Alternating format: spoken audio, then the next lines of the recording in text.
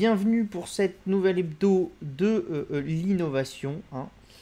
Donc comme d'habitude, les appréciations formulées reflètent notre opinion à la date de la publication et sont susceptibles d'être révisées ultérieurement. Nous effectuons des recherches méticuleuses pour tous nos articles et recommandations, mais nous ne sommes pas responsables des erreurs ou omissions qui pourraient y figurer. Rappelez-vous que les actions sont spéculatives par nature, n'y investissez pas plus d'argent que vous pouvez vous permettre de perdre. Les performances passées ne reflètent pas forcément les performances à venir. Avant d'investir, nous recommandons à nos lecteurs de consulter un conseiller financier indépendant ou un courtier. So, let's go. Donc on commence cette semaine avec un Digital Twins. Donc là, les scientifiques, ce qu'ils ont réussi à faire, c'est un Digital Twins d'une cellule qu'on a été capable de mener de sa création jusqu'à sa division, entre guillemets, d'accord? Donc ça, c'est important. Pourquoi? Parce que ça fait longtemps que je vous parle des Digital Twins. Quel est l'intérêt des Digital Twins? C'est de pouvoir modéliser un double de quelque chose dans un environnement numérique et donc de pouvoir prévoir les choses. Donc par exemple, avoir des Digital Twins, c'est très efficace. Ça a permis sur certaines typologies de travail sur l'ARN messager d'aller beaucoup plus vite quand on a fait les vaccins contre le Covid parce qu'on a utilisé des Digital Twins de certains mécanismes, ce qui a permis de modéliser ces mécanismes et d'aller plus vite que dans la vie réelle, d'optimiser le temps. Donc plus vous avez un Digital Twins efficace, plus vous êtes à même d'optimiser le temps parce que vous n'êtes plus contraint par le temps du réel. Donc ça, c'est quelque chose qui peut être assez important. Donc de base, le Digital Twin, c'est quand même quelque chose qui vient plutôt de l'industrie. Qu'est-ce que c'était les Digital Twins de base? Bon, on les avait dans les avions, dans les voitures, enfin tout ce qui était de l'ingénierie standard, à travers les CAO, ce genre de choses, où on constituait digitalement des copies de ce qu'on essayait de produire pour essayer de voir ce qu'il fallait changer, ce qu'il fallait améliorer, ce genre de choses. Pendant longtemps, il était plus facile de créer des Digital Twins entre guillemets de très grande taille, c'est-à-dire essayer de modéliser la Terre pour un truc bien précis. Par exemple, ce qu'on faisait, ce qu'au GIEC ils font, c'est qu'ils utilisent un Digital Twins de la Terre pour modéliser la hausse de l'eau. D'accord? Donc ça, enfin l'impact de la hausse de l'eau. Ça, c'est assez simple. D'accord? Pendant très longtemps, ce qui a beaucoup évolué et tous les papiers qu'on voyait, c'était plutôt sur on essaye de modéliser l'univers. Mais l'infiniment petit, on a du mal.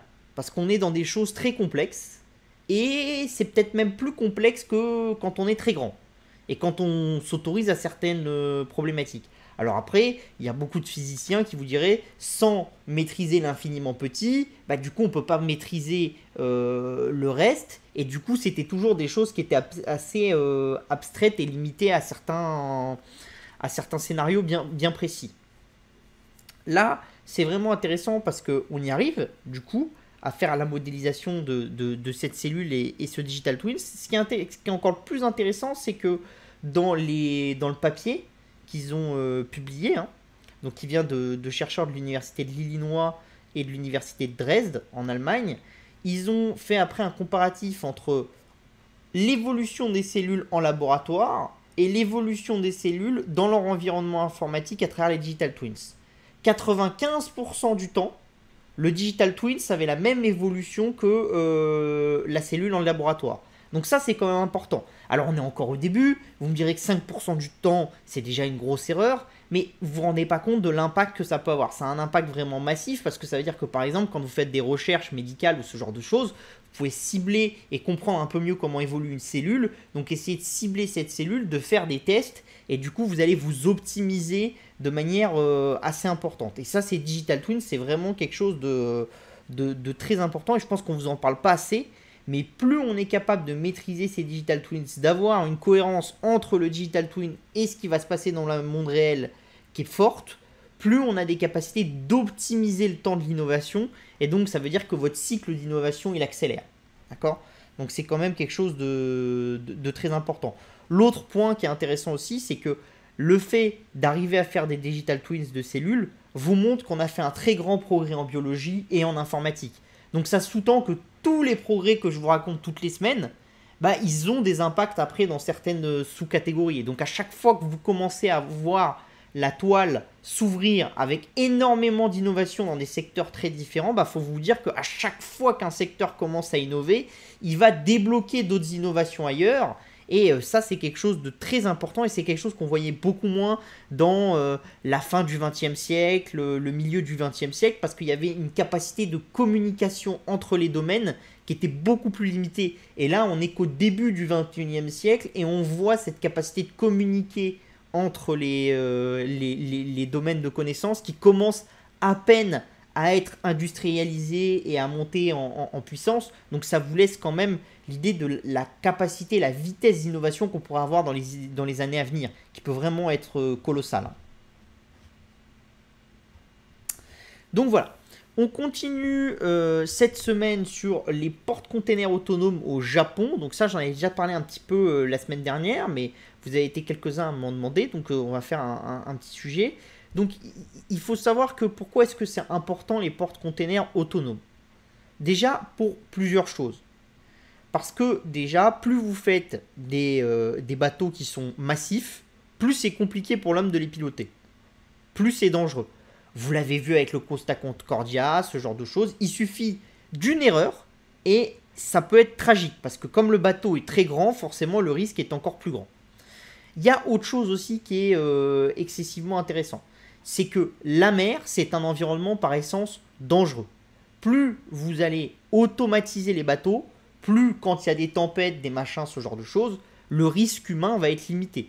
Et le but quand même d'une technologie, c'est de limiter le risque que va prendre l'humain en maximisant les capacités de l'humain à faire.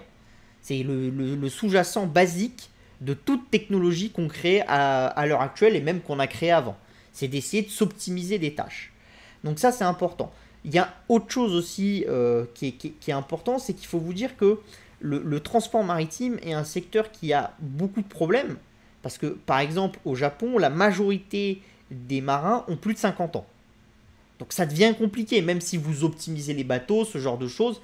L'âge de ces marins va limiter la croissance de l'industrie japonaise à horizon assez court, à 20-30 ans, d'accord? Et cette problématique-là, c'est que vous l'avez de plus en plus. Vous l'avez aussi sur les marins européens et vous l'avez sur les marins américains. On est sur une durée d'âge qui est beaucoup plus faible. Donc du coup, ça veut dire que vos marins, vous devez aller les chercher ailleurs. Mais vous n'avez pas forcément envie de ça, d'accord? Donc ça, c'est des choses qui sont intéressantes aussi. Il faut savoir autre chose, c'est que dès que vous pilotez un bateau, que vous ne le pilotez pas optimalement, d'accord? Parce que par exemple, vous voulez arriver plus vite au port, ou parce que vous allez passer au milieu d'une tempête, donc vous allez pousser sur votre moteur, ce genre de choses, vous allez énormément polluer. Il faut savoir que, contrairement à l'avion, ce genre de choses, un bateau, ça pollue plus qu'un avion. Même par par kilo de marchandises transportées. Parce que les carburants des bateaux, ils émettent beaucoup de soufre, beaucoup de problématiques, alors que sur les carburants des avions, on a fait beaucoup plus de progrès que sur les carburants des bateaux. Alors c'est en train de venir sur les carburants des bateaux, il y a eu beaucoup de normes qui sont entrées en ligne, qui sont entrées en application ces dernières années, il y en a beaucoup qui vont encore entrer en application, donc ça va changer structurellement le secteur maritime, mais vous avez quand même encore beaucoup de vieux bateaux, beaucoup de problématiques, et tout ça, ça fait qu'il y a une certaine pollution. Donc pour remédier à tous ces facteurs-là, il y a une solution, hein, c'est de rendre autonomes les bateaux, parce que quand vous rendez autonome le bateau, il se pilote mieux, ce genre de choses, vous avez besoin de moins de personnes, et donc tout ça, c'est des choses super utiles. Donc il y a un groupe qui s'appelle la Nippon Foundation, qui est un groupe d'intérêt public japonais qui a décidé d'y remédier. Donc le but, c'est d'ici 2040 que la moitié de la flotte japonaise soit autonome. Ce qui est intéressant, c'est quoi? Ce qui est intéressant, c'est que vous voyez, là on a leur dernier bateau en date, d'accord?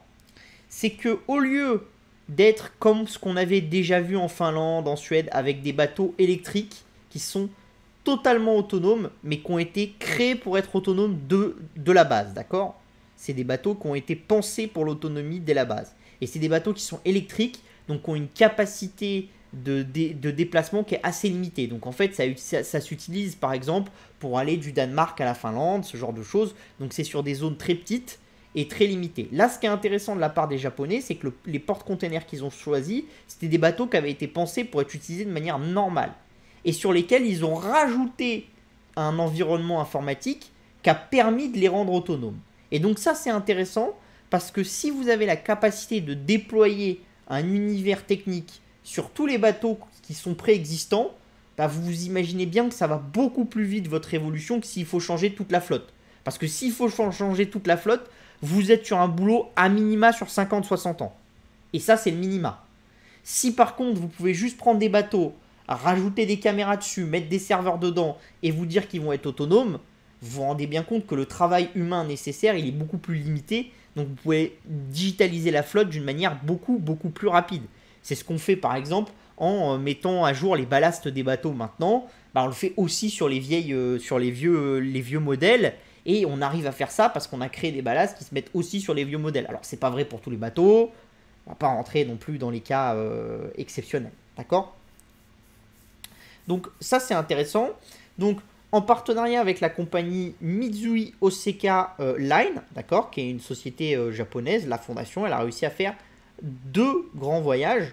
Donc le premier, c'était un porte-container de 313 pieds, le Mikage, qui a fait 161 miles marins, donc du port de Tsuruga au nord de Kyoto jusqu'au port de Sekai près d'Osaka. Et le nouveau bateau, c'est le... Alors, est-ce que je l'ai marqué? Voilà. Le nouveau bateau, c'est... le Suzaku, qui a été construit, lui, en 2019, donc qui est un peu plus récent que le Mirake, et qui a été navigué de la baie de Tokyo à la baie d'Issei, au Japon. Alors voilà, ça, c'est les 2 bateaux qu'ont réussi à digitaliser le Japon. Alors c'est intéressant parce que déjà, ils ont été capables de le faire sur 2 bateaux différents. Donc un qui datait de 2019 et l'autre qui datait de 2016. D'accord ? Donc c'est quand même des bateaux qui sont récents, mais qui ne sont pas non plus des bateaux qu'on a mis en eau en 2022. Quoi, hein. C'est des bateaux qui ont un certain temps. D'accord ? Donc tout ça, c'est quand même intéressant, ça nous montre la vitesse à laquelle ça va. Sur les 2 bateaux, les 2 bateaux, que ce soit le Mikage, d'accord, ou le Suzaku, les 2 bateaux ont été capables de rentrer dans le port tout seuls. C'est-à-dire qu'il n'y a pas eu d'intervention de la part des humains pour faire rentrer le bateau. En fait, la façon de rentrer le bateau dans le port, c'est que vous allez regarder comment le port est construit, le bateau va arriver, vous allez envoyer un drone et le drone va envoyer par exemple les amarres ou ce genre de choses à la place du bateau. Alors vous pouvez voir aussi une autre manière de faire, c'est-à-dire que, et ça c'est une manière qui est quand même beaucoup poussée par les Japonais, c'est de se dire que le but de l'automatisation du bateau, c'est de faire naviguer le bateau de façon totalement autonome du port A au port B. On peut mettre un capitaine et des équipes pour le sortir du port et pour le rentrer dans le port. Et à ce moment-là, on limite de beaucoup les problématiques et on a un avantage qui est assez fort. Et faire stopper le bateau et faire rentrer des gens dans le bateau proche du port, c'est pour la fondation japonaise assez facile. C'est-à-dire dans leurs documents, ils vous expliquent qu'on est capable de le faire, que tant qu'il n'y a pas beaucoup de vent, ce genre de choses, le risque il est assez limité de faire monter quelqu'un dans un bateau proche d'un port. D'accord ? Donc ces 2 choses sont possibles. Ce qui est intéressant aussi, c'est que on voit qu'il y a beaucoup d'innovations là-dessus. Donc en Norvège, vous aviez l'essai du porte-container électrique, le Yara Birkeland, dont on parlait tout à l'heure. Vous avez Rolls-Royce qui a lancé son travail pour faire des bateaux autonomes en lançant le système appelé Intelligent Awareness qui doit aider les bateaux à naviguer sans pilote. Enfin, vous avez vraiment beaucoup d'innovations dans ce secteur-là. Il faut comprendre que c'est quand même un secteur qui est clé, qui fait naviguer énormément de nos biens, parce que 90% de nos biens sont échangés à travers l'échange maritime, donc c'est quand même un facteur qui est majeur. plus vous avez de bateaux autonomes, plus entre guillemets vous allez réduire les coûts et plus vous avez de capacité d'aller efficacement d'un endroit A à un endroit B et d'ajuster vos trajectoires et ce genre de choses. Et donc c'est des choses qui sont très très intéressantes pour l'avenir de l'humanité, d'accord? Donc, ce qui a un autre intérêt aussi, c'est quoi? C'est que si vous comparez un petit peu la manière de faire les bateaux de maintenant aux voitures, ce qui rend complexe la voiture autonome ou même le camion autonome, c'est la complexité dans la ville. Dans la ville, vous avez énormément de facteurs, un enfant qui joue avec un ballon, ce genre de choses, un chien qui passe, un chat. Donc tout ça, c'est des choses qui sont très complexes, d'accord? Et il va être très difficile pour la voiture de les appréhender correctement. L'avantage de la mer, c'est que c'est très grand, vous avez beaucoup d'espace, d'accord? Et l'appréhension du milieu est beaucoup plus simple pour un phénomène, pour un logiciel informatique.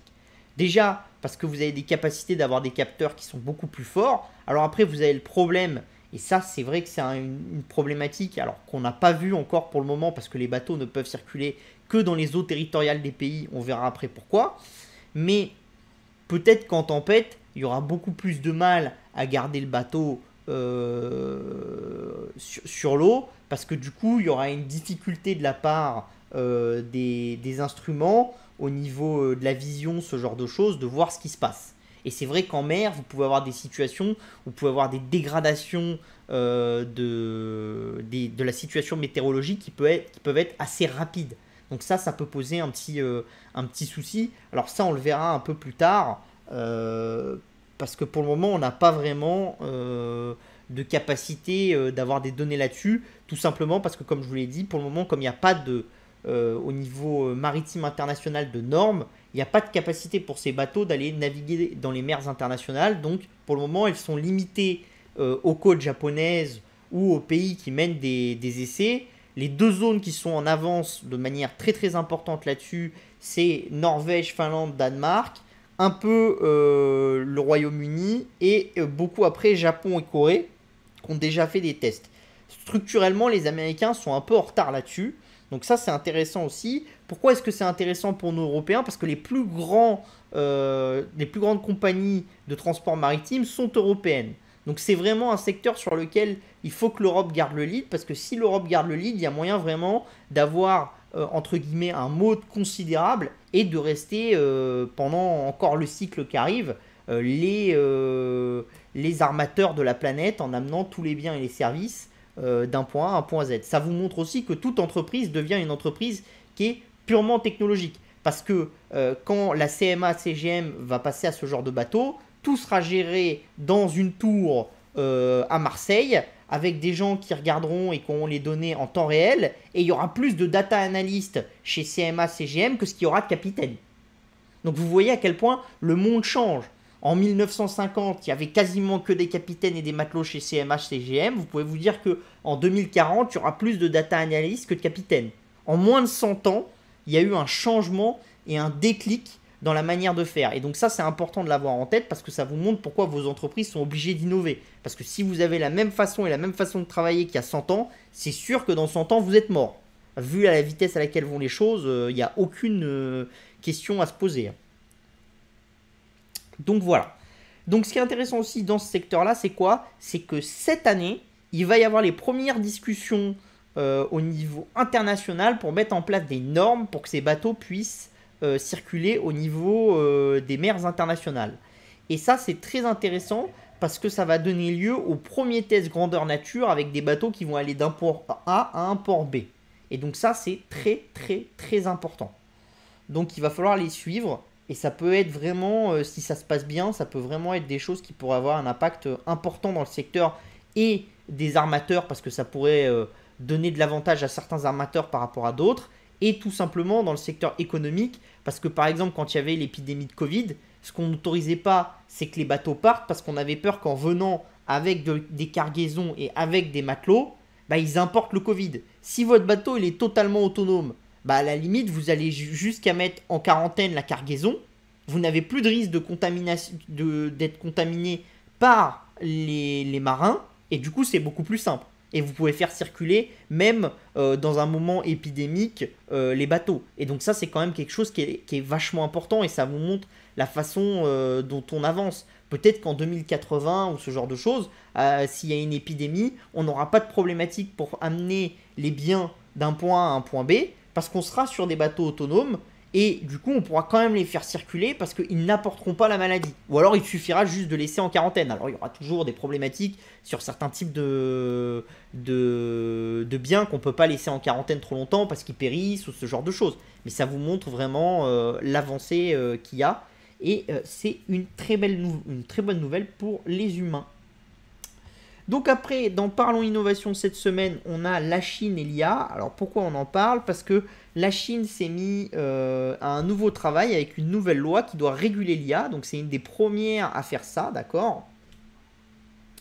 Donc l'idée c'est quoi? L'idée c'est d'interdire certaines pratiques aux algorithmes. Donc par exemple, dans la nouvelle loi chinoise, qui attention n'est pas encore votée, on a le point 3 qui est Removing Explicit Discrimination Protection. Donc par exemple ça, c'est tout ce qui va être les moyens de discriminer certains utilisateurs par rapport à d'autres. Donc ça, on va obliger les acteurs chinois à l'éliminer. Donc on va aussi éliminer tout ce qui va être au niveau des algorithmes, le système de pricing. Donc par exemple, vous êtes habitué à prendre souvent Uber, vous payez un certain prix. Moi, je ne le prends pas beaucoup, ou je le prenais beaucoup avant, mais je le prends moins.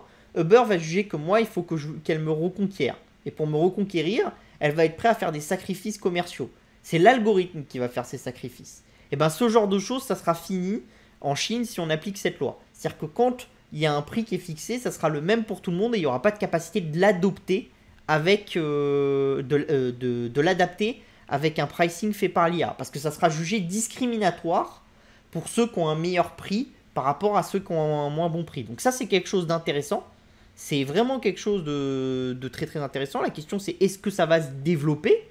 Est-ce que les Européens, ce genre de choses, vont juger que effectivement c'est une bonne chose ou est-ce que ça ne se développe pas? Alors après, la question est toujours sans fin, c'est de base, d'accord?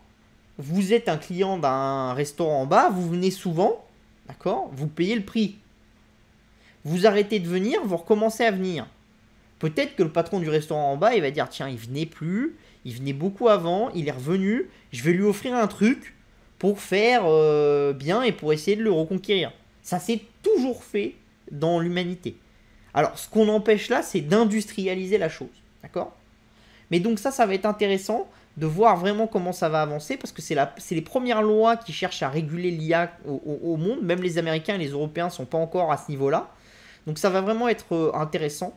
Donc je vous ai mis l'article en bas, vous pouvez aller voir. Hein. C'est l'article de Stanford qui parle de ça. C'est un très bon article. Alors malheureusement, on ne peut pas parler de chaque sous-catégorie là, parce que sinon ça serait trop long. Mais vous pouvez aller le lire, il est en anglais.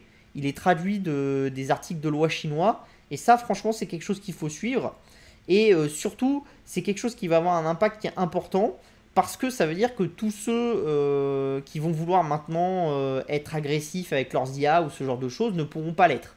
Donc peut-être que ça va être une prime, entre guillemets, aux acteurs préétablis. Je m'explique. Si vous êtes un acteur comme Alibaba, vous connaissez vos consommateurs, vous fixez un prix. Quand vous êtes un autre typologie d'acteurs qui rentre dans le marché, vous pouvez utiliser une IA pour essayer de cibler les consommateurs qui vont être le plus rentables à long terme et essayer de les acquérir en leur donnant au début des prix qui sont plus faibles que ceux d'Alibaba. Et en fait, avec cette nouvelle loi, vous aurez plus la possibilité de le faire. D'accord? Donc il faut voir, parce que il y a deux manières de voir la loi. Soit vous la voyez comme une loi qui va limiter les capacités d'action des BATX chinois, soit vous voyez plutôt ça comme quelque chose qui à long terme va limiter un petit peu la concurrence, parce que les phénomènes d'optimisation à travers la data ou ce genre de choses vont diminuer, donc la taille va compter plus que l'optimisation. Et si l'optimisation est possible avec de l'innovation, c'est-à-dire que votre algorithme il est meilleur parce que vous avez créé une intelligence artificielle qui est meilleure, et ça peut venir d'une startup. Envoyer plus de colis qu'Alibaba, ça se fait pas du jour au lendemain et ça se fera jamais du jour au lendemain. Donc vous voyez qu'il y a un petit, il y a deux visions, et ça va être très intéressant de voir à long terme l'impact si la loi passe en Chine, parce que ça pourrait nous donner une idée de ce que feraient les lois sur les régulations des IA. Et attention, c'est pas sûr que ça soit défavorable aux GAFAM, loin de là. Ce qui, dans la tête de beaucoup de politiques, paraît totalement incroyable, mais c'est parce qu'ils ne comprennent pas la macroéconomie qu'il y a derrière ces entreprises-là. Mais au final, ces entreprises-là pourraient profiter de règles plus strictes parce que ça comprimerait leur secteur, et donc ça leur donnerait un avantage encore plus important aux monopoles qu'ils ont déjà, ou aux oligopoles pour la plupart qu'ils ont déjà établis. On passe à l'hebdo crypto de cette semaine. Donc cette semaine, c'est la fête. Il n'y a quasiment rien qui est en baisse. Pourquoi ? Parce que cette semaine, c'est la guerre en Ukraine, et donc les Russes et les Ukrainiens achètent des cryptos à tour de bras. Donc forcément, ça fait remonter l'univers, parce que ça vous montre bien ce que je vous raconte depuis le début dans l'univers des cryptos. C'est-à-dire que nous, on est Européens et Américains, on est très contents, on a le dollar et on a l'euro.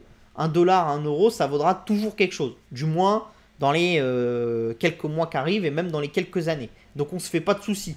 Donc un acteur entre guillemets classique, d'accord, comme vous, qui ne connaît pas grand-chose de crypto, va pas s'intéresser forcément aux crypto pour autre chose que de l'investissement, ou alors parce qu'il aime la technique, mais entre guillemets, il n'a pas un besoin vital de crypto-monnaie. Vous êtes un acteur russe actuellement ou un acteur ukrainien, si vous n'êtes pas capable de travailler avec des crypto-monnaies, c'est très difficile de travailler. Moi, je peux vous assurer que je connais des entreprises ukrainiennes qui fonctionnent à 100% en crypto-monnaie en ce moment, et je peux vous assurer que j'en connais qui ne fonctionnaient pas en crypto et qui avaient beaucoup de mal à fonctionner avec les cryptos, et qui y sont passés et qui ont beaucoup de retard, et d'autres qui étaient déjà habitués et donc ont eu beaucoup d'avantages. Pourquoi ? Parce qu'elles ont eu une capacité à continuer à payer leurs employés, elles les ont payés en crypto, donc même s'ils sont en Pologne, ce genre de choses, eh ben, ils ont été payés, il n'y a pas besoin d'ouvrir de nouveaux comptes en banque, et business il tourne.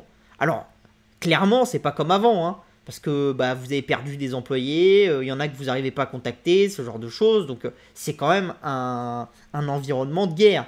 Mais entre guillemets, les entreprises qui avaient prévu le coup, elles ont pu mettre en place des contre-mesures. Celles qui ne l'avaient pas prévu le coup n'ont aucune capacité de mettre en place des contre-mesures.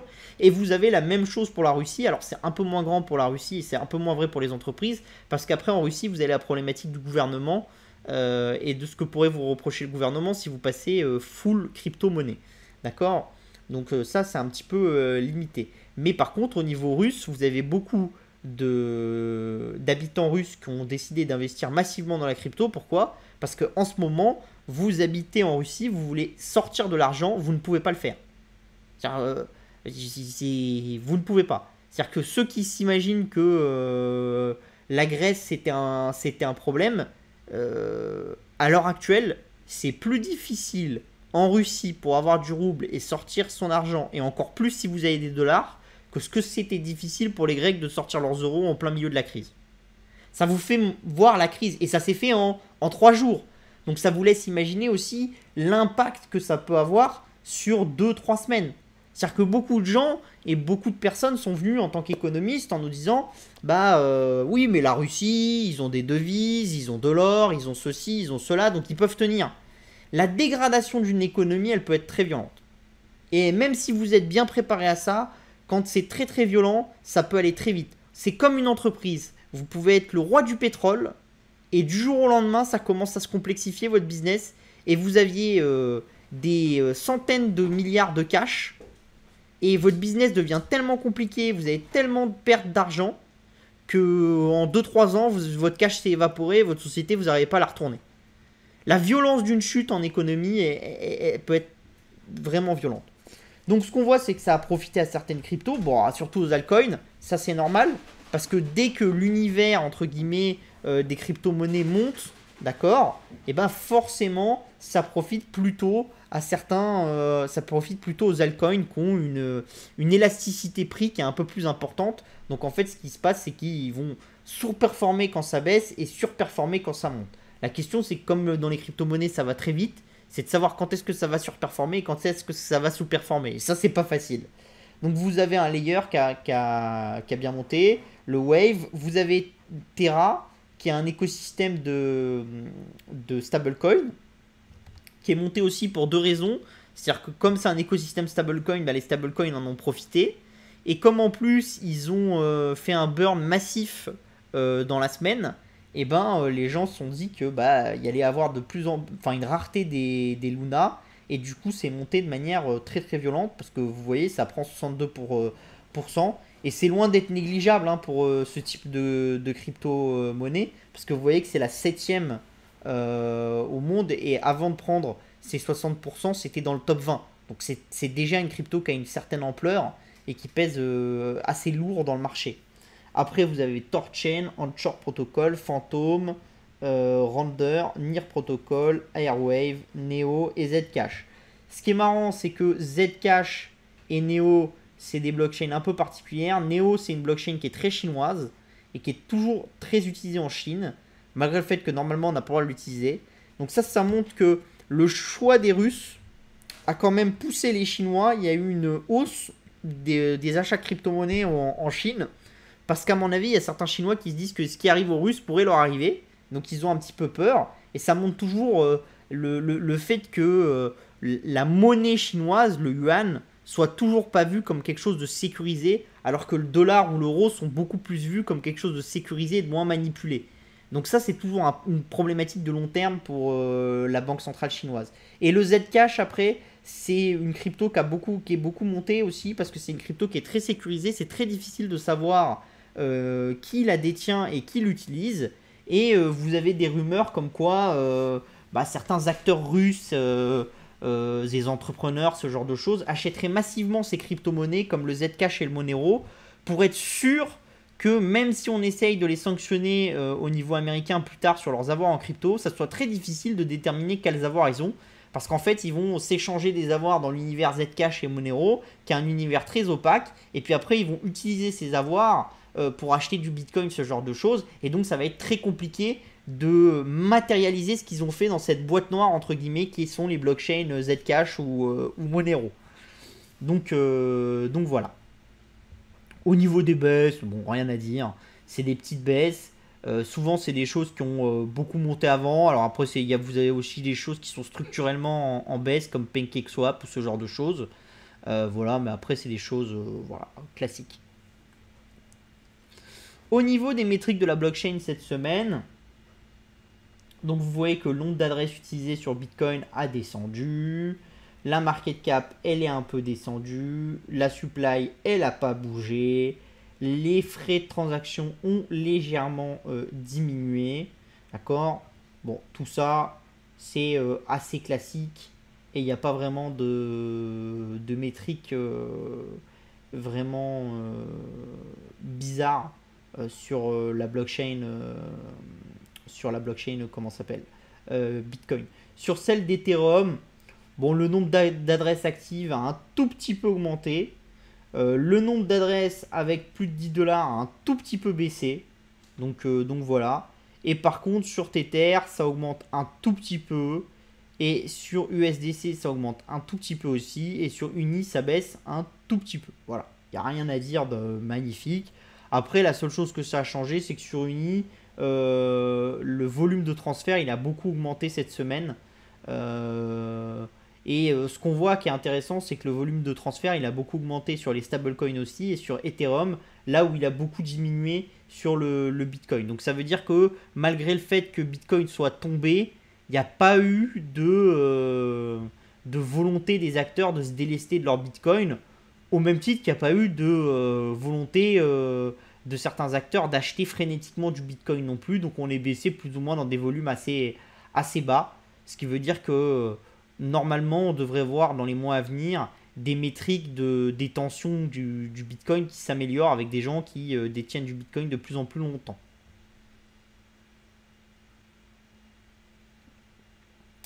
Donc la guerre en Ukraine donne une raison de l'existence des cryptos. Donc là, c'est intéressant. On va voir. Donc là, vous voyez, c'est l'achat en Virna. D'accord, donc la monnaie ukrainienne. en crypto-monnaie. Donc ce que vous voyez, c'est qu'il y a eu une très forte hausse au tout début de la guerre. Et après, c'est très fortement descendu. Alors pourquoi après c'est très fortement descendu? Bah, pour une raison simple, c'est que la plupart des exchanges ne vous permettaient plus d'échanger facilement, ou alors les taux étaient complètement aberrants.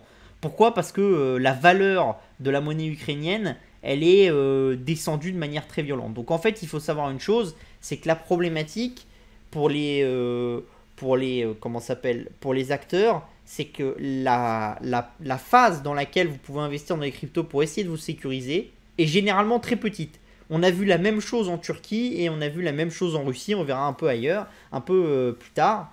Donc après, c'est vite redescendu et c'est revenu au niveau d'avant. Par contre, ce qui va être intéressant, c'est de savoir combien de temps les gens vont garder, qu'est-ce qui va se passer et qu'est-ce que les gens ont acheté. Et vous voyez que ce que les gens ont massivement acheté, d'accord, mais vraiment de manière très très massive, c'est le BUSD et l'USDT, qui sont des stablecoins liés au dollar. Pourquoi ça? Parce que beaucoup de gens qui sont venus dans l'écosystème Bitcoin, enfin dans l'écosystème crypto-monnaie plutôt, avec cette guerre, sont venus pour acheter des stablecoins. Et ça vous montre bien ce que vous essayez de faire. C'est-à-dire vous essayez de vous exposer à des monnaies qui sont plus fortes. Et du coup, on revient à la force de base qu'on expliquait de ces stablecoins. Ça permet à des États comme l'État américain ou comme plus tard, je l'espère, pour l'Europe, de dollariser ou d'européaniser une économie avec sa monnaie. Sans le faire d'une manière, on vient avec les tanks, les chars, et on dit à tout le monde, votre banque centrale, maintenant elle utilise notre monnaie, et puis c'est comme ça. D'accord? C'est un peu la problématique qu'on a en franc CFA. Beaucoup de gens critiquent le franc CFA parce que c'est dirigé en partie par la France, et du coup, ça fait des grandes problématiques. Mais, dans le fond, si vous offrez un stablecoin euro, et que tous les pays africains, les ex-colonies françaises, le peuple décide de faire toutes ces transactions en stablecoin euro, bah, vous ne pourrez pas dire que vous avez forcé. C'est juste que le peuple décidera que ces élites sont tellement nulles et n'ont tellement une politique économique naze qu'ils préfèrent détenir une monnaie autre que la monnaie de leur pays. Ça vous montre aussi un très gros problème dans le futur pour la stabilité des pays, des pays en développement et pour les économies des pays en développement. Parce que la problématique qu'il va y avoir, c'est qu'on risque d'arriver à un moment où le monde va tourner sur 3 ou 4 monnaies avec les stablecoins de ces monnaies-là. Et ça peut être problématique pour certains pays et ça va limiter le pouvoir de ces pays-là. Pourquoi? Parce que forcément, si vous utilisez un stablecoin dollar, bah, qui sont les premiers qui, dans les univers stablecoin dollar, ont décidé de mettre des grandes limites à l'utilisation en Russie et en Ukraine des stablecoins? Bah, c'est les éditeurs de stablecoins. Plus que les éditeurs de marketplace. Les éditeurs de marketplace ont dit on limitera l'accès des grands investisseurs russes à nos marketplaces, on limitera l'accès du gouvernement à nos marketplaces, mais ils ont tous dit qu'ils ne voulaient pas limiter l'accès de tous les Russes, parce que ça serait un problème et ça serait empêcher les Russes de se protéger de la faiblesse de leur monnaie. Par contre, les seuls qui ont réagi vraiment très rapidement à la décision de la Fed, c'est les stablecoins eux-mêmes, avec par exemple pour Ether, des communications avec la Fed qui ont eu lieu, d'accord, et où Ether dit que il est prêt à limiter l'utilisation maximale de stablecoin en Russie à quelques dizaines de dollars par jour. Donc vous êtes sûr que vous n'avez aucune capacité d'utiliser ça pour faire des transactions, pour acheter des biens et des services ou ce genre de choses. Vous êtes sûr qu'il y a une utilisation juste par la population moyenne et pour des utilisations basiques. Aller faire les courses, des trucs vraiment de base. Donc ça vous montre un peu la différence qu'il y a eu entre les exchanges et entre les éditeurs de stablecoin et pourquoi les éditeurs de stablecoin ont décidé d'être beaucoup plus intransigeants que les éditeurs d'exchange. C'est parce qu'ils savent très bien que s'ils ne sont pas intransigeants, la Fed peut arriver et leur dire écoute, tous les dollars que tu as, ils valent plus rien, j'ai décidé que tu n'avais plus le droit d'avoir accès aux dollars, ton stablecoin il s'arrête. Tu rends des dollars à tous les gens qui ont des stablecoins, t'arrêtes ton business et tu t'en vas parce que t'as plus le droit. Et donc ça vous montre l'importance aussi des banques centrales et de détenir, d'avoir des stablecoins qui sont dans votre monnaie parce que vous avez une capacité de forcer cet acteur à vous plier. Ça vous montre aussi la problématique d'un stablecoin. C'est-à-dire que beaucoup de gens vous disent que le stablecoin, c'est quelque chose qui peut être décentralisé, ce genre de choses. Mais en finalité, celui qui décide de la valeur et de s'il y a une valeur de votre stablecoin, c'est la banque centrale qui est liée à ce stablecoin. Parce que si elle veut vous envoyer, elle vous envoie. D'accord? Donc ça, c'est quelque chose d'important. Donc là, vous voyez, vous avez les volumes. Donc vous voyez qu'au moment de la spéculation, on avait beaucoup de volume. Avant tout sur du Bitcoin. Là, vous voyez bien que le volume, il a été avant tout sur de l'USDT et sur du BUSD. Donc c'est un peu différent de ce qu'on avait en pleine bourre en septembre 2021. Donc ça, c'est intéressant. Ça vous montre vraiment que le but des acteurs, c'était d'aller sauver leurs actifs financiers. C'était pas de spéculer comme on aurait pu le voir là. Donc ça, c'est quand même quelque chose d'intéressant.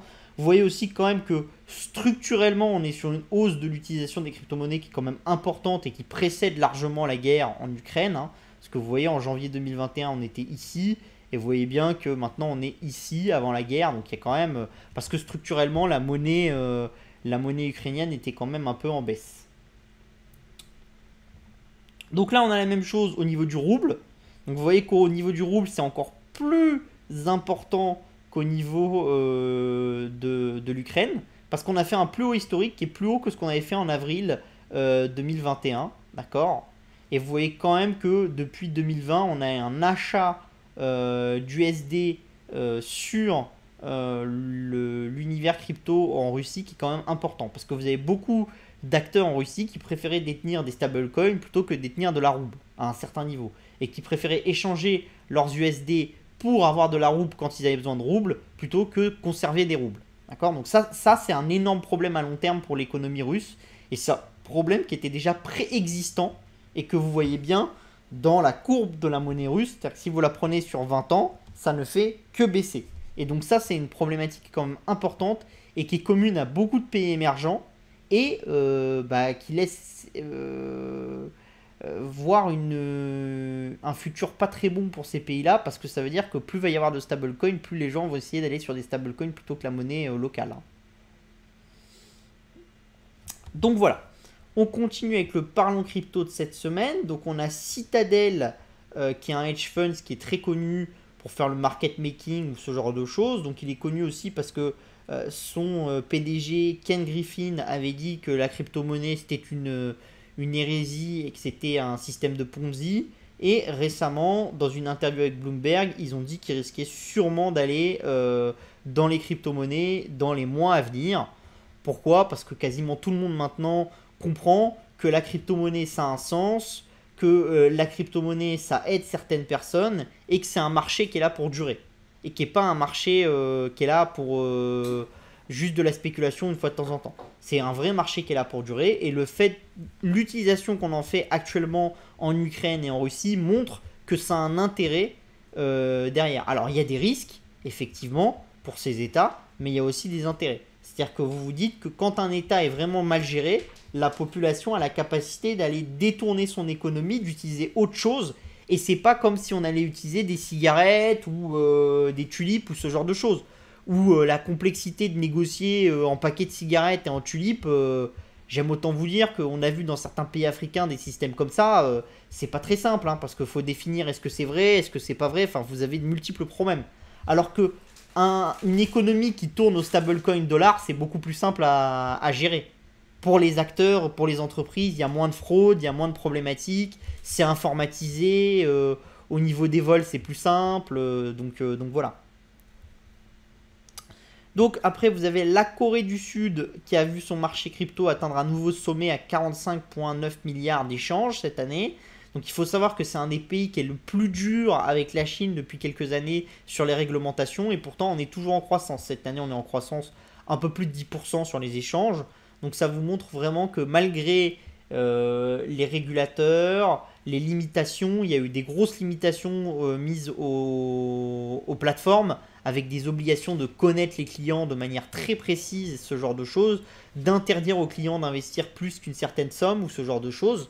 En Corée, et ben malgré ça, les échanges en Corée ont progressé, le nombre de personnes qui utilisent la crypto-monnaie en Corée a progressé. Ça vous montre une appétence, entre guillemets, qui est forte. Et même quand le régulateur essaye de mettre le frein, il y a un tel emballement et une telle volonté d'utiliser la crypto-monnaie qu'au final, même avec le frein, on est quand même en accélération qui est assez forte. On a le PDG d'eBay qui en a profité avec ses résultats et dans une interview à The Street pour dire que sa société cherchait à mettre en place des paiements crypto dans le but d'attirer sur la plateforme eBay des acheteurs un peu plus jeunes, d'accord, en permettant ces paiements. Donc ça c'est la même chose, ça va dans le sens de beaucoup de choses. C'est-à-dire que quand vous êtes un processeur de paiement maintenant, je pense que si vous n'êtes pas dans les 2-3 ans, même à mon avis dans les 2 ans à venir, capable d'encaisser de la crypto, ça va être compliqué pour vous. Parce que ça va vraiment faire à mon avis une différence dans quelques années, voire quelques mois, au niveau des contrats avec les e-commerçants et tout. Cette capacité que vous avez d'encaisser en crypto-monnaie rapidement et de garantir à l'e-commerçant d'être payé soit en stablecoin, soit en monnaie fiat rapidement. Et donc pour ça, il faut quand même une technologie derrière, une capacité d'échange. Et donc ça va quand même être un segment assez important. Hop là, on continue avec l'hebdo du gaming. Donc cette semaine, on regarde un petit peu les nouvelles sorties et ce qui s'est passé sur Twitch. Donc là, on a Dying Light avec au niveau des viewers moyens, on est à 107K, d'accord. En nombre d'heures regardées, on fait 20,1 millions d'heures, d'accord. Il y a plus de 96 620 chaînes qui ont streamé le jeu. Et au niveau des heures streamées, on est à 670 000 heures. Donc ça vous montre vraiment la puissance de Twitch. Ça, c'est ce que je vous raconte. C'est un effet d'emballement. C'est-à-dire qu'avant, vous jouiez à un jeu, vous jouiez dans votre coin. Maintenant, vous jouez à un jeu, vous allez le montrer sur Twitch, vous allez le partager. Et comme tout le monde joue à ce jeu-là, bah, vous avez envie d'acheter le jeu et vous achetez le jeu. Donc là, la force de Twitch pour entraîner l'achat, elle est devenue considérable depuis quelques temps. On a un autre jeu qui est sorti ce mois-ci, Horizon Forbidden West. Donc là, on est à un average viewer qui est de 46 000 personnes. Un nombre d'heures regardées, 8,8 millions. Un nombre de chaînes qui ont streamé le jeu de 41 112. Et un nombre d'heures streamées de 333 000. Et on a Lost Ark, qui est le nouveau MMO coréen qui a été importé aux États-Unis et en Europe par Amazon Games, où là on est à 404 000 viewers moyens, 76 000,3 millions d'heures vues, 123 767 chaînes qui l'ont streamé et plus d'1 million d'heures regardées. D'accord. Et on finit avec Elden Ring qui vient de sortir de Embracer, 425 000 en nombre de viewers en moyenne, 51,8 millions d'heures regardées, 183 670 chaînes qui l'ont streamé et 1,3 million d'heures streamées sur le jeu. Et donc quand on regarde au niveau de février au global, ben vous voyez la vitesse et donc vous voyez bien que Elden Ring a fait un départ faramineux en faisant un peu moins bien que ce qu'avait fait Lost Ark les premières semaines. Mais attention parce que Lost Ark, il y avait eu la même chose que chez New World, c'est-à-dire qu'Amazon avait à travers Twitch offert aux streamers énormément au niveau financier pour streamer le jeu au lancement. Donc ça avait fait un impact de lancement qui était important. Il y a beaucoup de streamers dans chaque pays qui se sont mis à le lancer en même temps. Et donc ça avait fait vraiment des choses qui sont assez importantes. Vous voyez aussi que structurellement sur Steam, enfin sur Twitch, d'accord, généralement vous faites beaucoup d'heures de vue au lancement et après ça diminue très très violemment. Donc ça c'est important. Pourquoi? Parce que si vous faites un bon lancement sur Twitch, vous avez de fortes chances que votre jeu il fasse des très bonnes ventes au début et après vous vendez plus à des gens en back catalogue, ce genre de choses, et à des gens qui streament une fois de temps en temps qui sont plus fans du jeu. Donc ça c'est des choses qu'il va falloir regarder. Ce qui est intéressant aussi, c'est que on voit exactement la même chose sur Lost Ark que sur New World, qui fait dire quand même qu'il y a de la difficulté pour Amazon à installer les choses dans le temps, parce qu'il y a une très bonne dynamique de lancement pour Lost Ark, avec un effondrement juste après, on descend, Et là, vous voyez, il y a une descente qui est de plus en plus forte. Alors, comme c'est un MMO, ça va un peu mieux que Horizon ou Dying Light, qui sont quand même des jeux bien moins gros et bien moins faits pour durer que Lost Ark. Par contre, ce qu'on voit qui est intéressant, c'est que pour le moment, au niveau de la semaine 2, enfin au niveau de la deuxième courbe et de la troisième courbe, Elden Ring fait mieux que Lost Ark. Après, Lost Ark s'est lancé dans des nouveaux pays là, donc ça a fait une nouvelle hausse de la courbe. La question, ça va être de voir les courbes des semaines qui arrivent. Est-ce que Lost Ark revient au-dessus d'Elden Ring et le reste, ou est-ce que Elden Ring repasse au-dessus de Lost Ark? Et si c'est le cas, ça montrera vraiment qu'Elden Ring a fait un très bon lancement et que Lost Ark, bah, malheureusement, c'est un peu la même chose que New World. C'est un peu, voilà, c'est un lancement correct, mais sans plus. Au niveau du marché Twitch vs Facebook, vous avez une très très bonne métrique pour Facebook en janvier, avec un nouveau plus haut en nombre d'heures regardées, au-dessus de 600 millions, à 617 millions d'heures regardées. Donc ça, c'est vraiment très bon pour Facebook. Ça vous montre que malgré tout ce qu'on raconte sur la plateforme elle est moins utilisée, les gens ils s'en vont de Facebook, bah c'est pas vrai, parce que vous avez une capacité de Facebook à faire un nouveau plus haut, alors que, à contrario, chez Twitch, vous ne faites pas de nouveau plus haut. D'accord? Vous êtes même légèrement moins grand enfin, non, vous faites légèrement de la croissance de janvier de cette année par rapport au janvier de la dernière fois. De mémoire, vous faites 3-4% de croissance. D'accord? Mais vous ne faites pas des nouveaux plus hauts. Alors que vous voyez que, à contrario, pour Facebook, il y a une vraie croissance en annuel, en nombre d'heures regardées. Alors, effectivement, chez Facebook, dès que vous scrollez sur Facebook et qu'il y a une vidéo qui se déclenche, qui est du gaming, ça compte. Donc, vous pouvez dire que il s'arrange un petit peu et que forcément, ça améliore leurs statistiques. On est d'accord. Et qu'effectivement, on est sur 600 millions d'heures regardées sur Facebook, alors qu'on est sur 2 milliards sur Twitch. Donc, c'est pas du tout la même importance. Mais moi, j'ai quand même envie de dire que ça montre quelque chose sur Facebook. Et que ça montre que la stratégie de Facebook sur Facebook Gaming est quand même une stratégie qui semble marcher. Alors même si elle marche plutôt dans les pays émergents et pas dans les pays comme la France, les USA, ce genre de choses, où la plateforme a un peu plus de mal à prendre. Mais voilà, je suis quand même agréablement surpris par Facebook Gaming, parce qu'il faut savoir que Microsoft avait lancé sa propre plateforme avec Mixer et que ça n'avait pas marché, malgré beaucoup d'argent investi dedans. Donc c'est pas si facile d'aller concurrencer le roi Twitch. Et le fait que Facebook y arrive, ça montre quand même que c'est loin d'être des peintres. Donc au niveau sur Twitch des meilleurs jeux ce mois-ci, sur janvier, on a Just Chatting qui est ce qu'on fait en ce moment, hein, c'est-à-dire on discute entre nous.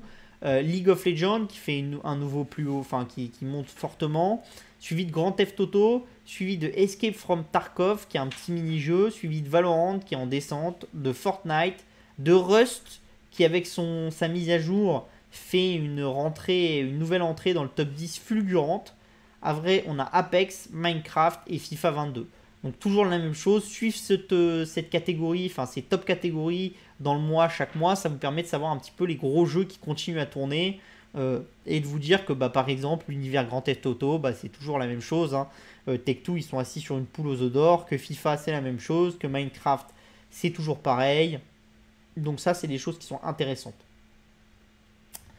Au niveau du Parlons Gaming, donc Tencent a annoncé son intention d'être carbone neutre pour absolument toutes ses activités d'ici 2030. Donc ça, c'est quand même quelque chose d'assez important. Accompagné d'une autre news, c'est l'acquisition d'une participation minoritaire de Off-World Industries et d'une participation majoritaire de 1C Entertainment. Il y a Amazon qui a lancé cette semaine le service de streaming Luna aux États-Unis après une période de bêta. Donc on va voir un peu ce que ça donne. Ce qui est intéressant, c'est qu'ils ont annoncé des intégrations pour les streamers entre Twitch, Prime et Amazon. Donc ça c'est intéressant parce que comme vous vous souvenez, je vous avais dit à l'époque où il y avait eu des données qui avaient fuité sur Twitch que pour Amazon, passer à travers Twitch était un moyen peut-être d'avoir un aspect social bien plus développé que Steam, et donc après d'amener plus de ventes sur le magasin Amazon, ce genre de choses, et de créer surtout des capacités de monétisation pour les clients, enfin pour les streamers qui sont importantes et qui peuvent faire que l'écosystème Amazon devienne un écosystème tellement important pour les streamers qui sont partenaires que de cet écosystème. On a après MiYoYo qui sort du domaine du jeu vidéo en investissant 65 millions de dollars sur Energy Singularity, qui est une société de fusion nucléaire qui crée un tokamak en Chine. Donc ils sont aux côtés de NIO Capital, de Sequoia China, de Blue Run Venture. Ce qui est intéressant là-dedans, et ce qui est intéressant dans la communication de MiYoYo, c'est qu'ils l'ont mis en avant dans leur jeu, ils l'ont mis en avant dans leur publication, et ils nous expliquent que comme ils font beaucoup d'argent, ils investissent énormément dans le futur, et ils veulent continuer à investir dans des domaines de très forte technologie pour avoir un impact. Donc ça vous montre que de plus en plus, les entreprises de maintenant qui réussissent très bien, les fondateurs et pour leur impact, elles ont envie d'aller sur des domaines qui sont vraiment très loin de ce qu'elles font à la base. Parce que vous êtes sur une société qui fait des jeux vidéo mobiles à la base, et ils vont investir dans la fusion nucléaire. Est-ce qu'ils ont des vraies compétences là-dedans? On peut en douter. Mais pour une question sociétale et pour imposer une marque dans l'univers, ils sont obligés de se détacher du simple jeu vidéo et d'aller investir dans quelque chose. Donc ça, c'est quelque chose qui est intéressant. Et après, vous avez Embracer qui a acquis le groupe Metric Minds, qui est spécialisé dans les animations pour les autres développeurs. Donc ça va toujours dans le sens d'Embracer d'aller acquérir beaucoup de briques qui sont des composantes de l'univers du jeu vidéo et qui peuvent servir en interne comme en externe. Au niveau des résultats cette semaine, on a eu les 9 mois de Square Enix avec un chiffre d'affaires en hausse à 2,4 milliards, en hausse de 8%, et un bénéfice en hausse de 117% à 346,9 millions. Les ventes de MMO grimpent de 63% à 420,2, et ça permet à la société de rehausser les objectifs de bénéfices de l'année qui passent de 209 millions de dollars à 305 millions de dollars. Voilà, ils sont drivés par le succès de Final Fantasy XIV et la sortie d'Endwalkers. Donc voilà, c'est une très bonne nouvelle pour Square Enix. Et ça vous montre qu'il y a quand même, quand vous appliquez une stratégie dans le MMO sur le temps long, vous êtes capable de faire des jolies choses. Et là, ils sont vraiment sur Final Fantasy sur une belle croissance et une capacité peut-être à terme de dépasser World of Warcraft. Si un jour on nous avait dit que c'est un éditeur japonais qui arriverait à installer le MMO le plus joué au monde et qui dépasserait World of Warcraft dans les années à venir, personne n'y aurait cru. Donc ça vous montre qu'il y a vraiment de la valeur. Ça vous montre aussi que d'un univers, celui de Final Fantasy qui est plutôt des jeux solo, on a réussi à faire un univers de MMO qui rapporte énormément d'argent. Donc ça vous montre aussi la valeur des univers. On a NetEase, l'éditeur chinois, qui fait un chiffre d'affaires en hausse de 21,24% à 13,7 milliards. Donc ça vous montre aussi que la fin du monde en Chine sur l'univers des jeux vidéo, elle est grandement exagérée. D'accord. La part des services de jeux en ligne dans le chiffre d'affaires, enfin dans la croissance du chiffre d'affaires des jeux vidéo en ligne a atteint 18% à 9,8 milliards. Et les jeux mobiles représentent 70% du total. Les prévisions de bénéfices sont augmentées de 21,6% à 7,3 milliards pour l'année. Et la société de jeux a enregistré des activités commerciales positives sur tous ces segments, donc c'est-à-dire les jeux PC, les jeux consoles, les jeux, les MMO et les jeux mobiles. Donc ça vous montre qu'il y a quand même des choses et qu'il y a quand même toujours un appétit des joueurs chinois pour dépenser et pour investir dans leurs jeux, malgré tout ce que le gouvernement chinois a fait pour nous faire croire que l'industrie du jeu vidéo c'était fini, et beaucoup de des investisseurs ont cru ça. Heureusement pour le gaming chinois, ce qui se passe c'est l'inverse. C'est-à-dire que les petites entreprises chinoises de gaming ont tendance à mettre la clé sous la porte parce qu'elles avaient besoin de sortir souvent des jeux pour avoir cet aspect nouveauté. Et les grosses entreprises profitent de leurs gros jeux qui perdait structurellement des joueurs une fois de temps en temps quand il n'y avait pas des grosses mises à jour envers ces petits éditeurs qui créaient des nouveaux jeux qui avaient un goût nouveau, entre guillemets, et donc qui attiraient beaucoup de gens au début et puis après qui mouraient assez rapidement. Et bah du coup les gens ils vont plus vers ces nouveaux jeux parce qu'il n'y a plus de nouveaux jeux qui sortent, et du coup bah, ils retournent sur les jeux qu'ils connaissent, sur les jeux où ils ont de la nostalgie dessus, et donc c'est plutôt positif pour les gros éditeurs chinois, donc Tencent, NetEase, Alibaba, ce genre de choses. On a Netmarble qui lui fait un chiffre d'affaires de 2,5 milliards, donc en décroissance, enfin en croissance d'un peu moins de 1% sur l'année. Le chiffre d'affaires du quatrième trimestre est à 89 millions de dollars. D'accord. Donc c'est en croissance de 4,7%. Voilà. Et 73% du chiffre d'affaires, il a été fait hors Corée. Donc ça vous montre la même chose, qu'il y a de la croissance sur le jeu vidéo, et c'est une société qui fait surtout des MMO et des jeux mobiles. Et donc le fait que la croissance au Q4 soit plus forte que la croissance annuelle, c'est quand même une très bonne chose. Par contre, il y a une erreur, ils font pas 89 millions de dollars, mais ils font 890 millions de dollars. C'est une grosse erreur de ma part. Voilà. On passe du coup maintenant au marché. Donc, l'inflation, la France championne du monde, parce que trop souvent on se flagelle en disant qu'on n'est pas bon. Et bah figurez-vous qu'avec Michel-Édouard Leclerc et compagnie, on est bon pour une chose, bah on est bon pour dire que niveau inflation, bah on n'en a pas beaucoup. Donc l'inflation en France, 4,1% vs l'inflation en Lituanie à 13,9%. Donc ça vous montre que l'inflation est beaucoup moins forte en France qu'ailleurs. Vous voyez que c'est pareil dans beaucoup de pays, Malte, Finlande, Portugal, où ils sont tous au-dessous de 5. Après on passe à l'Allemagne et on est tous au-dessus de 5.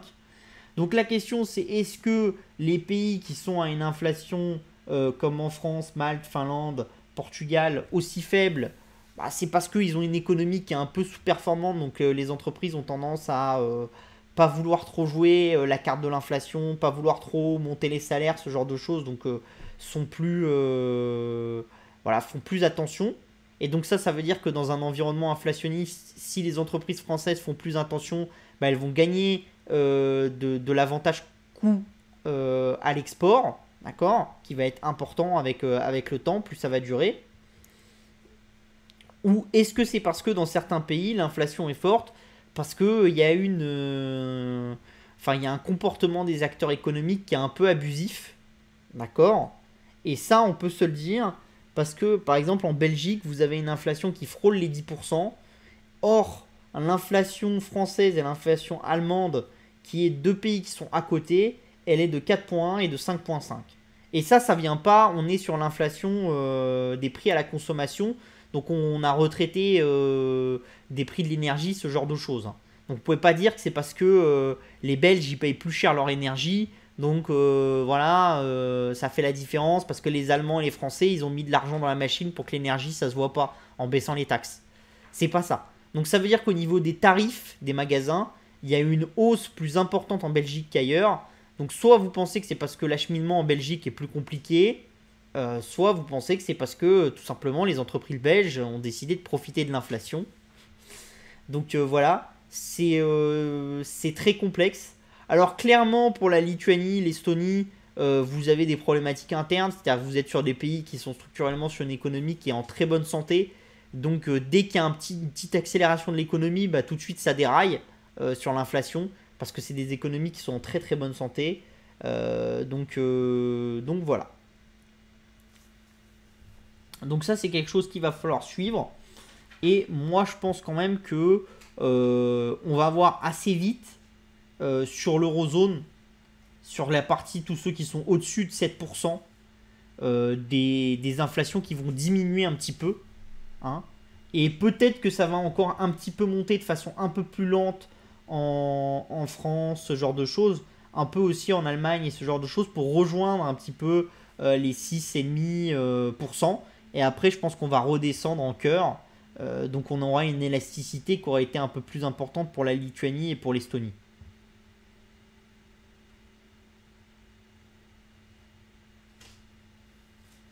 Donc après on a les matières premières avec le retour des des indices CRB Commodity. Donc on voit que généralement, quand on top un certain retour, eh ben, on arrête une progression des prix.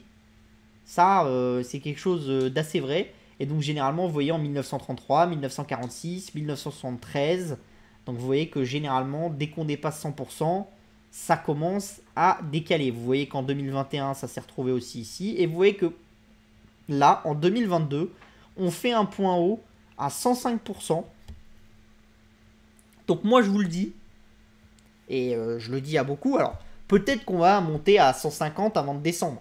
Ça, c'est possible. Mais il y a très peu de chances que les prix des matières premières soient à la même valeur à la fin de l'année. Il y a très très peu de chances. Et si on peut encore avoir une hausse sur les 4-5 semaines qui arrivent, peut-être le mois qui arrive ou ce genre de choses, à plus long terme, à horizon 2-3 mois, je pense qu'il y a beaucoup de commodités qui vont voir leur prix redescendre et se dégonfler de manière assez importante. D'accord. N'oubliez pas aussi que structurellement, quand on fait une hausse aussi violente que ce qu'on a fait en 2021, généralement, on ne fait pas plus de 2 années de hausse derrière. D'accord. Quand on fait des hausses aussi violentes que là. C'est ce que le graphique nous montre.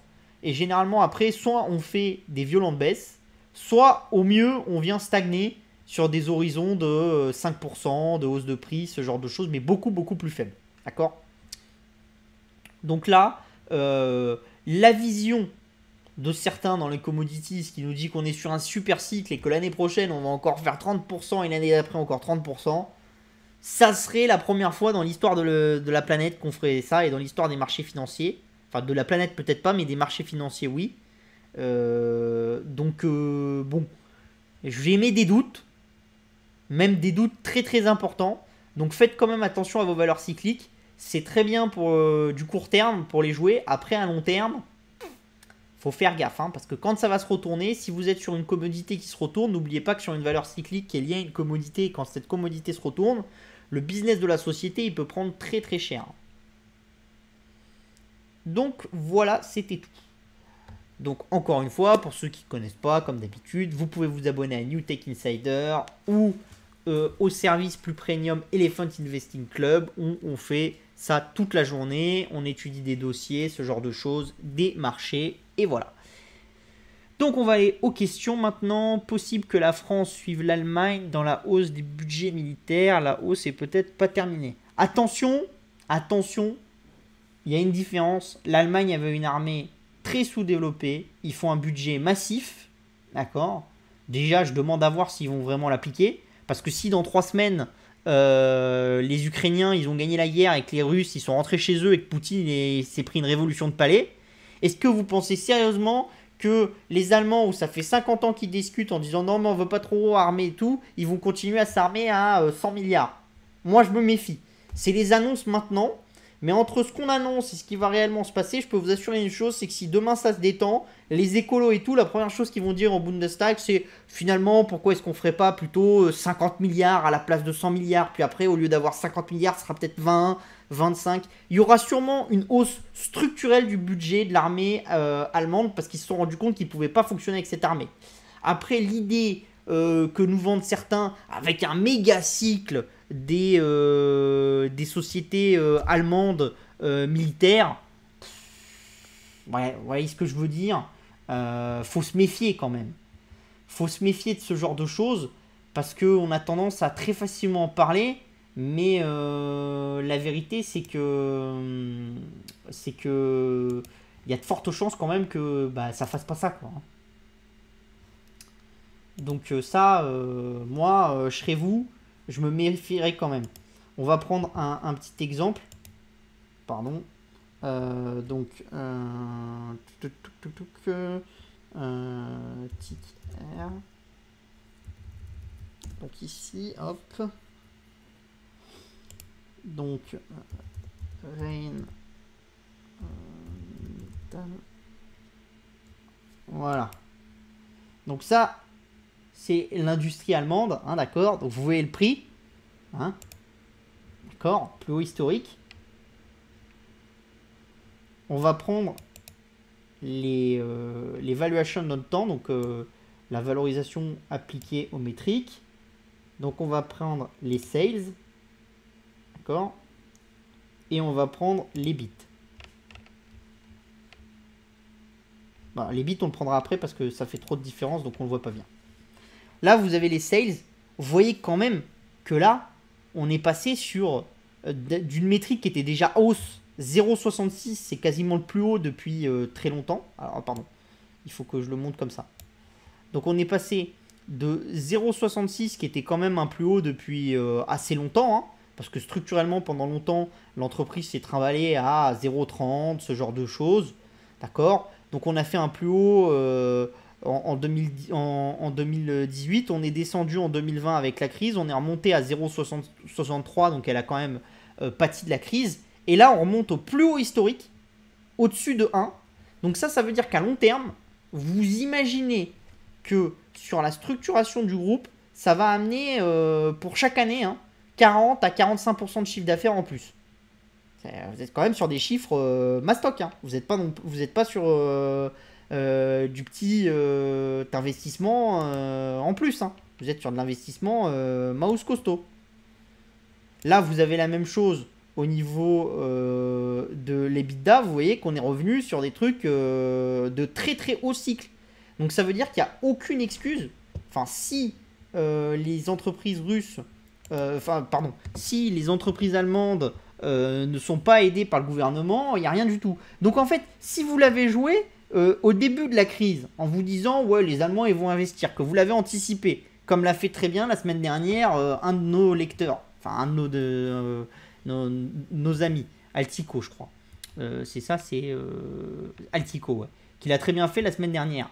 Bah tant mieux pour vous. Mais si vous l'achetez maintenant, à long terme, c'est pas facile. Et moi quand je vois une courbe comme ça à long terme, je me dis que c'est pas du tout facile d'être dans une société comme ça. Et si on va voir le business model de la société en elle-même, vous allez voir les finances. Alors sur les sociétés militaires américaines, c'est un peu mieux parce que structurellement, les Américains, ils dépensent toujours plus dans leur domaine. Mais quand vous regardez les chiffres d'affaires, c'est pas Byzance dans le temps. Retraité de l'inflation, et vous partez de 3,4 milliards, vous arrivez à 5,8. C'est pas non plus colossal. Hein. Donc, effectivement, s'il y a un cycle à long terme de 50 milliards tous les ans en plus dans l'armée allemande, bah, ça vaut le coup de l'acheter maintenant, ça vaut 2 fois plus, à peu près. Mais vous vous dites bien que faut que ça démarre. Et bon, moi j'ai quand même des doutes. J'ai souvent la vision de l'Europe, c'est qu'on fait des grands communiqués, on dit qu'on va investir des milliards, et quand il faut vraiment les investir, il n'y a pas souvent les milliards qui sont là. Donc il faut se méfier. Ça va sûrement aider l'armée allemande et ce genre de choses, mais il faut se méfier à long terme. GTT travaille sur le carburant des bateaux. Ouais, et GTT a fait une très bonne news cette semaine, et il travaille aussi sur le stockage du gaz et du GNL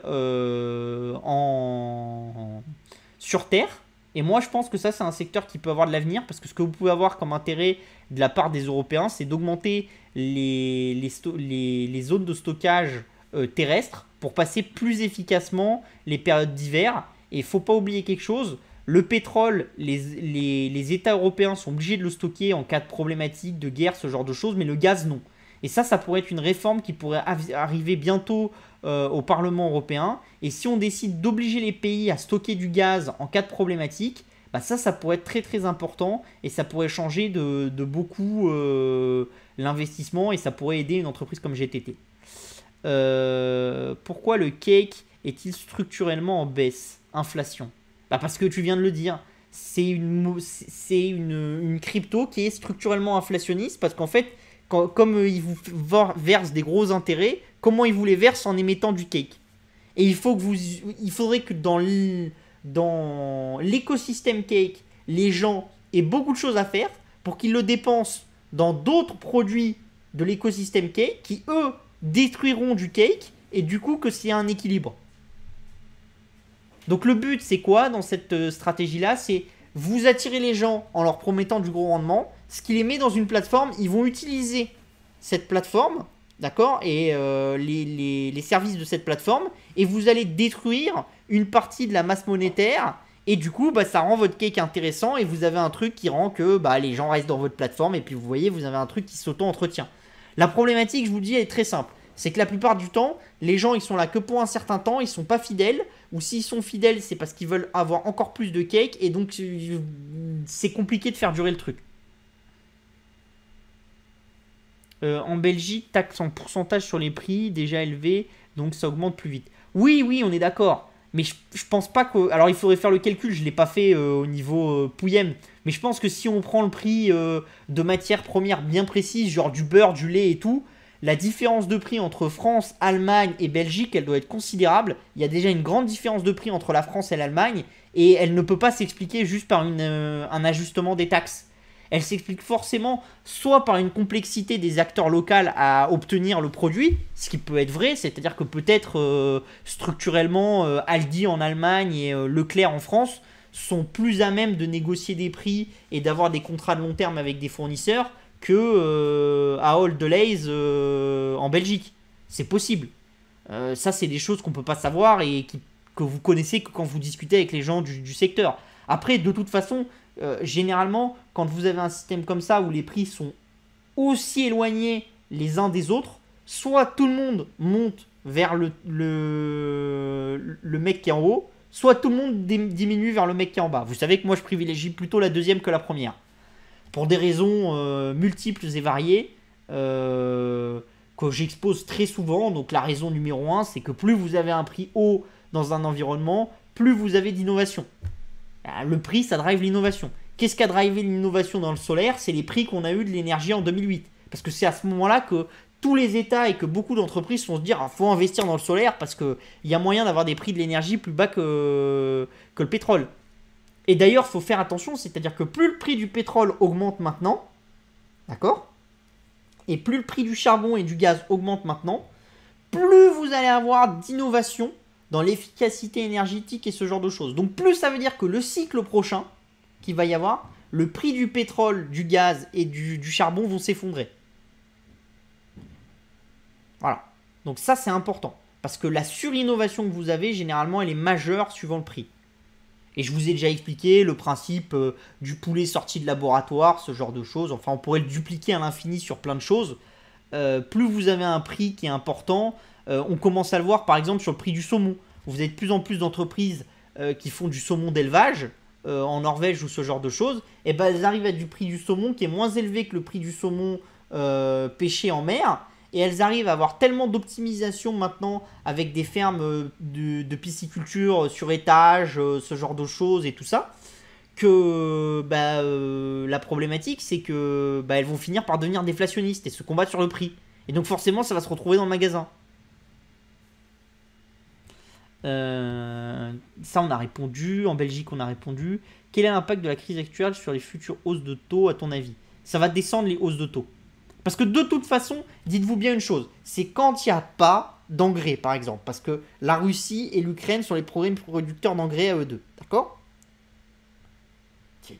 Quand un paysan veut vouloir mettre de l'engrais, il va falloir qu'il le paye plus cher. S'il le paye plus cher, il va vendre sa production plus cher. S'il vend sa production plus cher, qu'est-ce qui va se passer? Il y a des gens qui vont essayer de créer des engrais de nouvelle génération. Donc il va y avoir plus de gens qui vont investir pour créer des plantations génétiques qui nécessiteront moins d'engrais, ce genre de choses, et donc qui vont créer de la déflation dans le cycle prochain, d'accord? Sachant que déjà on est dans un cycle structurellement déflationniste, je vous l'explique depuis longtemps, mais ça va l'accélérer dans le cycle prochain, parce qu'on aura investi pour combattre cette inflation et pour innover, et cette innovation elle aura été rendue possible par le prix, entre guillemets, et en plus, on va se retrouver avec un autre problème, c'est que si vous n'avez pas de fertilisants, mais les taux de votre banque centrale, elles peuvent être à 100, à 200, à 3000%. Tout le monde s'en fout. Il n'y en a pas du produit. Donc les gens, ils vont se combattre sur le prix. Parce qu'il n'y a pas de produit. Le problème, c'est que ce n'est pas un problème de demande. D'accord? C'est pas un problème de demande. C'est pas la demande qui est trop forte. C'est un problème d'offre. Et vous ne réglerez jamais un problème d'offre en augmentant les taux. Pour régler un problème d'offre, il faut améliorer la capacité de répondre à l'offre. C'est un petit peu comme quand on avait des gens qui disaient faut augmenter les taux parce que vous vous rendez compte, le prix des fours et des micro-ondes, il augmente. Mais le prix, il peut qu'augmenter. La Chine, elle veut pas qu'il y ait de bateaux qui partent de chez elle. Donc on aura beau mettre des taux à 350%, ça changera pas le fait qu'il n'y aura pas de machines à laver chez Darty et que du coup Darty va augmenter le prix des machines à laver. Il y a des choses, c'est basique. C'est-à-dire, votre construction monétaire, vous pouvez essayer de travailler sur certaines choses, mais voilà, il y a de la limite. Alors après, il y a des choses qui structurellement sont intéressantes et qui vont faire monter les taux. C'est-à-dire que vous avez des gens qui parient un peu trop sur l'immobilier au Canada, aux États-Unis. Vous avez toujours une montée des salaires qui est quand même importante aux États-Unis, donc sur lesquels il va falloir jouer aussi, ce genre de choses. Après, en Europe, la montée des salaires est quand même pas considérable. Si on prend en compte les différentiels de salaire qu'on avait avant et tout, c'est quand même des choses qui sont gérables, à part sur quelques pays comme la Lituanie, l'Estonie et tout, où il y a vraiment une économie qui s'est développée fortement et un manque structurel de main-d'œuvre. Il n'y a pas besoin, à mon sens, d'avoir une inflation d'avoir des taux à 40%.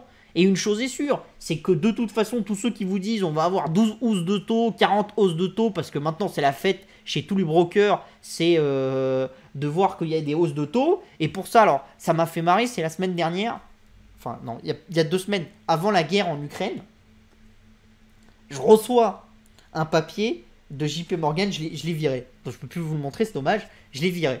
C'était un papier de recherche de JP Morgan et il y avait marqué en gros que le plus à risque, c'était les souverains européens dans la guerre avec Russie-Ukraine, parce que c'était eux qui étaient le plus en risque dans cette guerre, parce que les Russes, ils avaient stocké de l'or, du machin, donc ils pouvaient se permettre de faire pendant 2 mois la guerre et tout ça.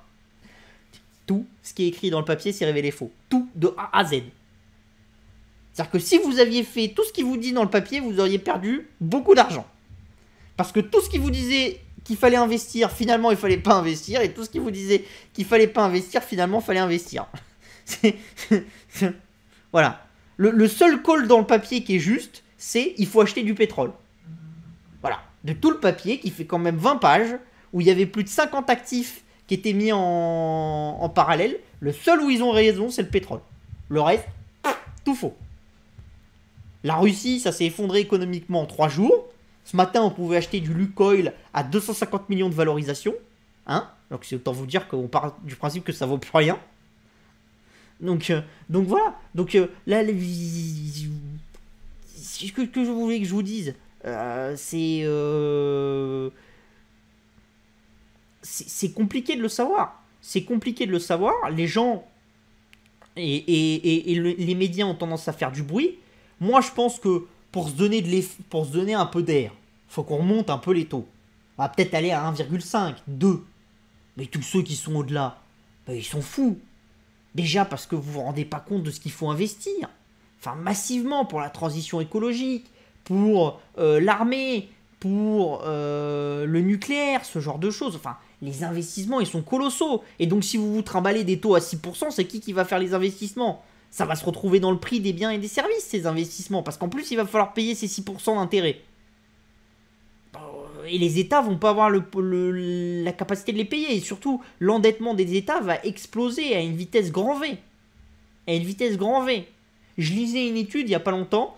Vous savez que si le taux allemand il repasse au-dessus de 4,5, l'Allemagne revient en déficit tous les ans. Pourtant, c'est le pays le plus mercantiliste. Avec les dépenses qu'ils nous ont dit qu'ils faisaient, et un taux à 4,5, l'Allemagne ils reviennent en déficit pour les 10 prochaines années, et ils dépasseront les 100% du PIB, enfin de dette sur PIB, dans les 10 prochaines années, si on modélise le truc. Vous voyez, les Allemands, les grands orthodoxes et tout, s'ils investissent dans l'écologie, dans le nucléaire, dans le militaire, et que les taux ils sont au-dessus de 4,5, ils sont à la fin de la décennie, enfin en 2032, à plus de 100% de dette sur PIB.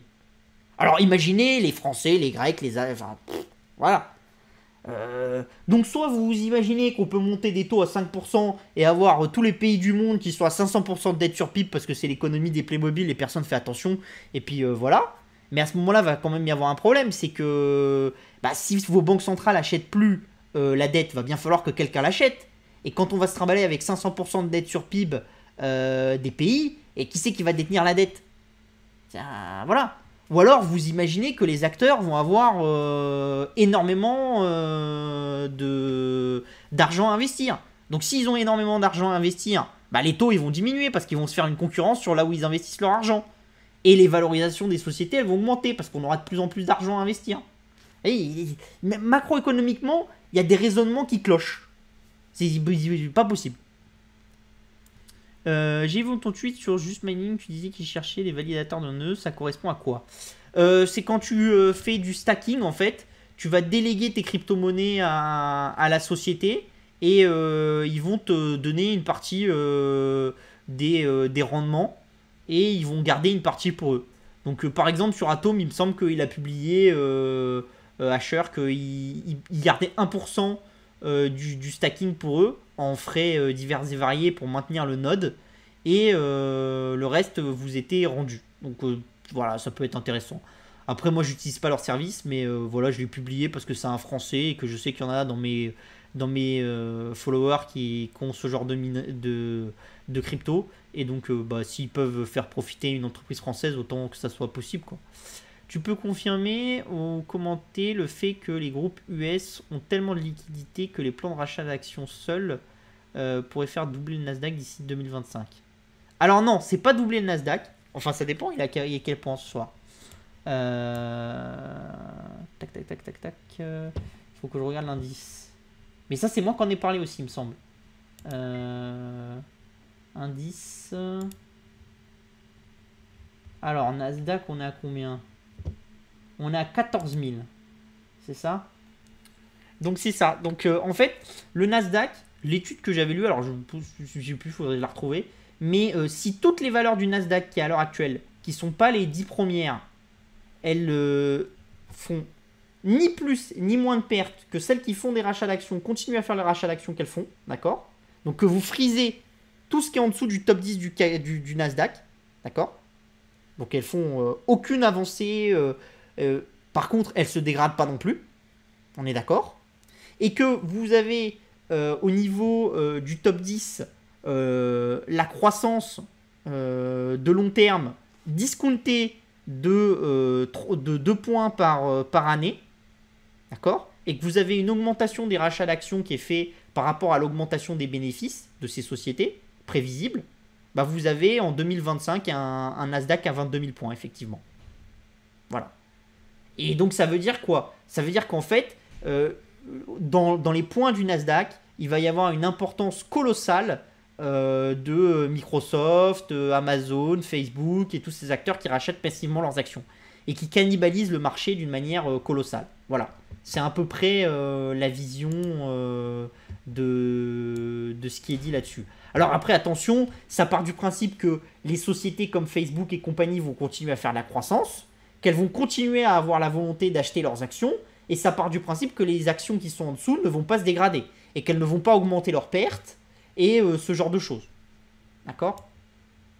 Et ça part aussi du principe qu'il n'y a pas de réglementation sur les rachats d'actions, ce qui peut toujours arriver aux États-Unis d'un jour à l'autre, et ce qui posera un énorme problème au Nasdaq. Est-ce qu'il y a des valeurs massacrées à cause du conflit qui pourraient largement profiter d'une détente avec les Russes? Bah, toutes les valeurs qui sont exposées à la Russie, qui sont massacrées, Société Générale, ce genre de choses, ça peut en profiter, oui.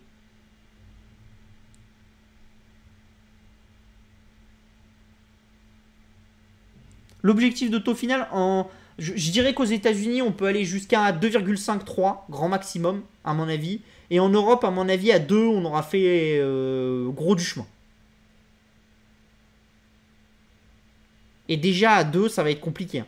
Parce que regardez le BTP italien, déjà, il est sacrément haut. Hein.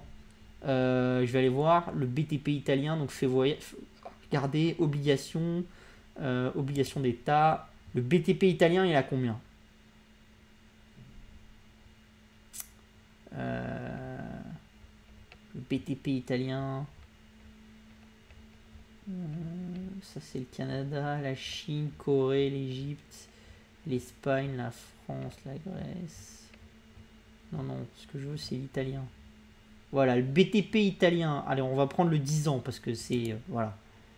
Le 10 ans italien, vous êtes à 1,5 hein, déjà. D'accord? Vous êtes à 1,5.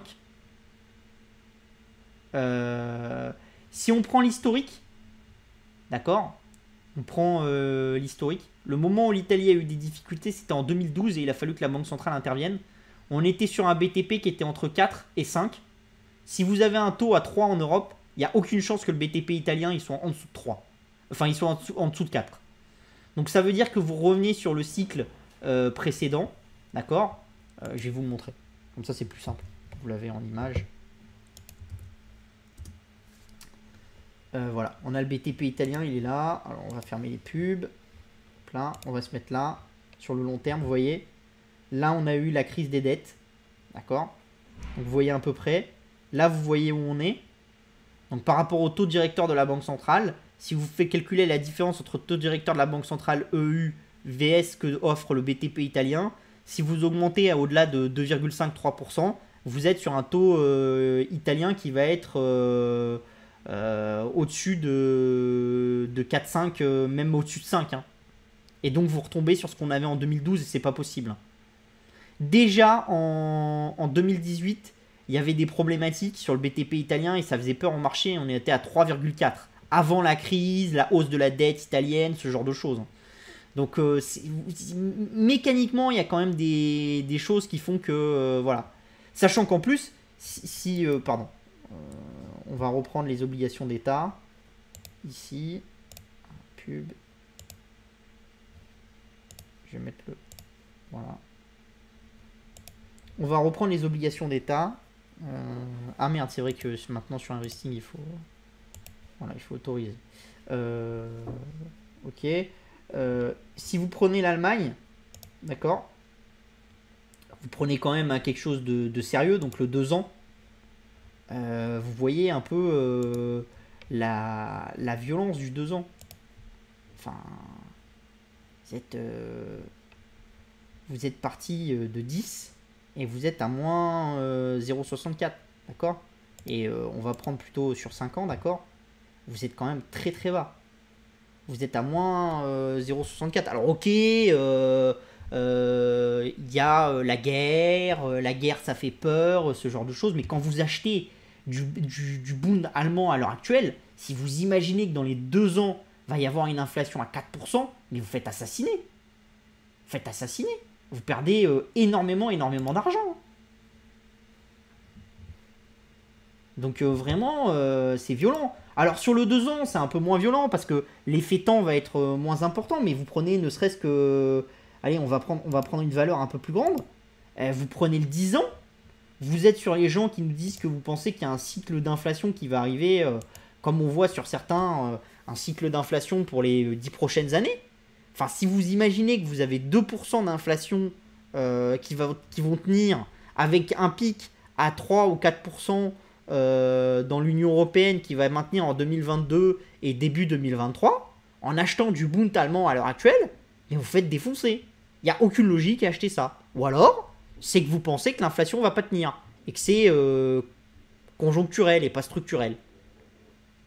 Et que sur le temps, vous allez revenir. Et que ça vous offre un safe haven. Et donc, entre le fait que ça vous offre un safe haven et le fait que sur le temps, l'inflation va revenir vers quelque chose de déflationniste, vous êtes tranquille. Mais alors sinon, j'ose autant vous dire que, vu l'exposition au Bund allemand, aux OAT français et compagnie, il y a de quoi se faire un souci sur les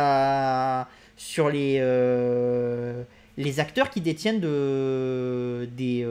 bons, hein, parce que ça va sérieusement décaler à la baisse. Hein. Et quand je vous dis sérieusement, ça veut dire que les assurances vie qui sont dedans, toutes les fonds de pension qui sont liés à ça et tout, ils vont tirer la tronche. Hein. Vous serez obligé de les amener à échéance. Et en plus, en les amenant à échéance, vous gagnez rien. Hein. Mais juste parce que ne pas les amener à échéance vous coûtera les yeux de la tête. Et on peut continuer comme ça longtemps. Hein. Vous voyez, là, on a pris l'Allemagne, mais on pourrait aller prendre... Alors, attendez, on va aller prendre l'Europe pour que ça soit plus simple. Donc là, on est en Allemagne, mais vous pouvez prendre l'Autriche, c'est la même chose. Vous voyez, le 10 ans, alors le 10 ans autrichien, il est déjà à 0,50. C'est déjà un 10 ans qui est assez haut. Mais Que... hop. Hop, hop, hop. Voilà, vous prenez le 10 ans français, 0,47. Enfin voilà. C'est pas des 10 ans qui sont très hauts déjà. L'Irlande, la même chose, le 10 ans 0,66. Enfin, c'est pas énorme. Le 10 ans des Pays-Bas 0,27. Quand vous allez dans les pays un peu plus frugaux de l'Europe, vous êtes que sur des trucs comme ça.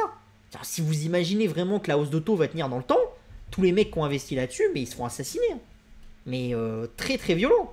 Et n'oubliez pas que quand on fait de la perte, certes ça peut vous paraître être virtuel, mais il faut la passer dans ces comptes. Hein. Donc il va falloir que les assureurs la passent, il va falloir que les fonds de pension la passent, le machin. Vous vous rendez pas compte, c'est systémique comme problématique. Donc c'est pour ça que moi je pense que à l'heure actuelle, l'économie est faite d'une telle manière qu'il n'y a aucun moyen que les banques centrales soutiennent des taux très hauts très longtemps. Parce que sinon, le marché des comment ça s'appelle des bons, eh ben, il va faire un bear market phénoménal. Il va être en panique et ça va être très très compliqué. Et comme c'est le plus gros marché du monde, vous pouvez pas vous permettre qu'ils soient en panique. Parce que alors si vous avez le marché des taux, enfin les taux qui montent, le marché des obligations qui est en panique parce que les obligations perdent de la valeur à cause de la montée des taux et de l'inflation, en même temps une inflation qui monte et une économie qui arrive plus à faire de la croissance, vous êtes dans le pire scénario possible. Hein. Et là, c'est l'apocalypse monétaire. Hein. Donc moi, à mon avis, les banques centrales, elles sont prises au piège. Elles sont obligées d'aider les gouvernements à investir massivement. Alors elles vont essayer de naviguer, parce que vous ne pouvez pas vous permettre non plus de laisser le marché immobilier canadien monter de 25% tous les mois. C'est pas possible. Donc il faut travailler un peu sur les taux. Mais ça va très vite s'arrêter. Et donc si vous avez des taux de banque centrale à 3, bah, quand vous faites une croissance de 25, la valorisation de cette croissance, vous allez la toucher. Ok, les actifs de croissance, ils vont être touchés par cette hausse de taux. Mais si vous voulez actualiser une croissance, vous faisiez 25% de croissance et de la hausse des profits et vous aviez 0 de taux d'intérêt, bon bah ok, ça va aller très très cher, c'était même sky is the limit. Vous faites 3% de taux d'intérêt, vous faites 25% de croissance et une hausse des profits. Certes, votre valorisation elle est touchée, mais votre valorisation de long terme, elle n'est pas non plus réduite à néant. C'est-à-dire quand on vous dit oui, mais les cash flows futurs maintenant avec la hausse des taux et tout, bah oui, bah, enfin, je peux vous assurer que les cash flows futurs des actions de la tech américaine, quand vous êtes sur des sociétés sérieuses, quand vous êtes sur des trucs valorisés 50 milliards alors que ça fait 500 millions d'euros de chiffre d'affaires et que ça fait pas de cash flow et qu'on a une vision que ça fera peut-être des cash flows en 2030, ok, ça sur ces valeurs-là, ça va toucher largement leur valo. Mais sur la majorité de ces valeurs, déjà la valorisation elle est déjà tombée à la casse. Et pour les autres valeurs, c'est pas si grave que ça. Donc voilà. Deezer qui augmente ses tarifs, bientôt Spotify. Bah ça c'est ce que j'ai dit depuis longtemps. C'est-à-dire je pense que structurellement, ces modèles d'abonnement sont assez peu chers. Quand on regarde à ce que nous vendaient avant les chaînes de télé, de sport, ce genre de choses. Donc il y a une vocation à mon avis à revenir sur des tarifs qui sont aux alentours de 15 à 20 euros par service. Donc en gros moi ça a toujours été ma vision. Ma vision c'est que si on veut un service top qualité avec une diversité de contenu et que ça soit dans le gaming, dans la vidéo, c'est aux alentours quelque chose qui se négociera à long terme 20 euros par mois. Et à mon avis dans la musique, comme on est sur des activités qui ont un coût qui est un peu plus faible, que la bande passante est plus petite, et ce genre de choses, on peut tourner aux alentours de 15 euros à mon avis à long terme. Voilà, un peu moins même, 12, 13. Voilà. Mais à long terme, il y a de la hausse à faire. D'ailleurs, Netflix, c'est ce qu'ils ont fait. Et le marché de la vidéo, ils sont en train tous de tirer vers les 20 euros. Le seul qui est vraiment en dessous pour le moment, c'est Disney. Mais ils sont dans une phase de conquête. Mais à mon avis, ils vont très vite passer à la phase de monétisation. Et ça vous montre d'ailleurs la puissance du truc. C'est-à-dire que quand vous regardez Disney maintenant, ils ont 120 millions de personnes. Et ils facturent vers 8 $ et des poussières. Vous vous dites bien que si à long terme, votre horizon, c'est que sur les pays comme les États-Unis, la France et tout, ils ont la capacité d'atteindre un prix cible qui est entre 18 et 20 dollars. Il y a du grain à moudre. Hein. Multiplié par 12 par machin, il y a du chiffre d'affaires à faire, il y a de la marge à aller chercher. Hein. Et ça, c'est 100% de la marge que vous créez. Parce que ça veut dire que toute la hausse, le coût d'acquisition client, il a déjà été passé, ce genre de choses. Donc c'est 100% de la marge. Que vous allez soit réinvestir en série, en film, en machin, soit en donnant plus de sous aux majors et comment ça s'appelle, aux chanteurs sur Spotify, mais que vous allez de toute façon en partie retrouver dans votre marge de long terme. Et si quand vous êtes Deezer et compagnie, vous êtes obligé de passer par cette hausse de prix, bah imaginez bien que ça veut dire que Tidal, ils vont y passer, ce genre de choses. Le seul qui vraiment peut ne pas y passer, à mon avis, parce qu'il a une vision qui est autre, c'est Amazon, parce que l'idée c'est que, entre guillemets, vous soyez abonné à un truc, puis vous allez utiliser tous les services, et puis finalement en étant abonné à tous les services, vous n'allez pas, votre temps par jour, il n'est pas multipliable par l'infini, donc vous allez faire des choix, donc vous allez utiliser plus un service que d'autres, puis vous allez plus commander sur Amazon, et donc globalement, même si vous vendez moins cher que les concurrents, avec l'effet de masse et tout ça, ils sont capables de s'y retrouver. Mais, et encore, hein, parce qu'ils n'ont jamais été capables de prouver l'équilibre de leur business model sur ce plan-là. Parce qu'ils perdent encore de l'argent sur Prime. Donc il faut encore qu'ils soient capables de prouver cet équilibre. Et à mon avis, il y a plus de chances qu'ils essayent de driver énormément de clients à travers et qu'ils investissent pour que les clients Prime consomment sur Amazon, que ça permette à Amazon de capter encore de la part de marché dans l'univers du online. Parce que si on prend l'univers du retail complet avec l'aspect physique et l'aspect online, Amazon, c'est encore moins de 5% des ventes au niveau américain et européen cumulé. D'accord? Donc il y a encore de la place pour grossir. Donc leur choix, c'est peut-être encore d'investir dans Prime pour attirer les gens sur leur plateforme.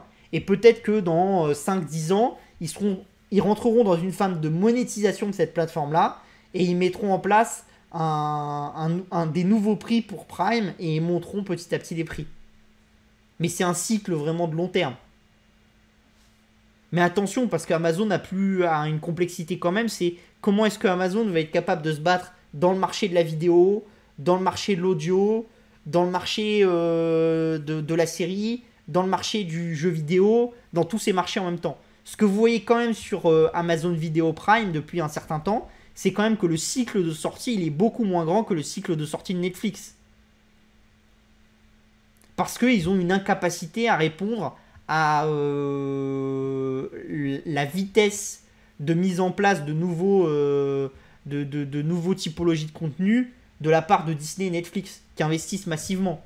Et donc vous avez la même chose dans l'audio pour répondre à la vitesse de mise en place de contenu de Apple et de Spotify. Donc ça se complique quand même. Et pour le gaming, vous voyez bien que Microsoft investit très fortement. Et donc comment va faire Amazon?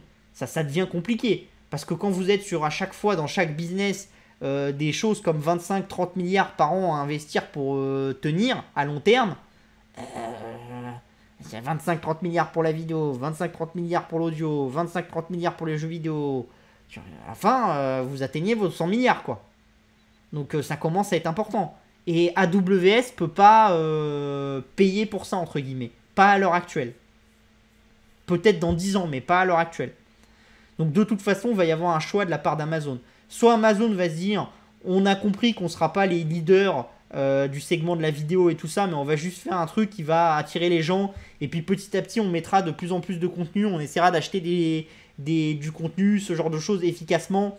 Et on augmentera les prix à arriver à un moment. Et puis ça nous permettra d'être compétitifs parce qu'on aura tous les segments et donc on pourra faire un bundle. Et donc forcément, quand vous faites un bundle, vous avez un petit effort prix que vous pouvez consentir. Mais c'est tout. Je ne suis pas acheteur du marché russe. Par contre, je suis acheteur de certaines actions russes que j'ai achetées ce matin.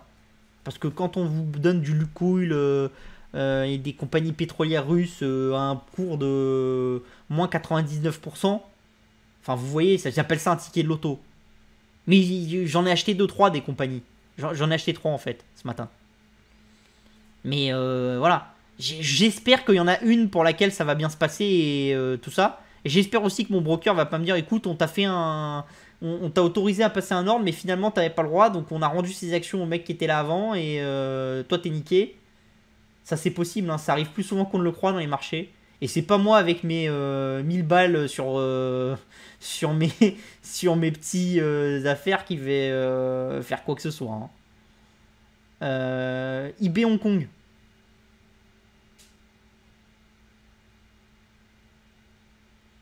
Non, je connais pas l'entreprise Betson en Suède.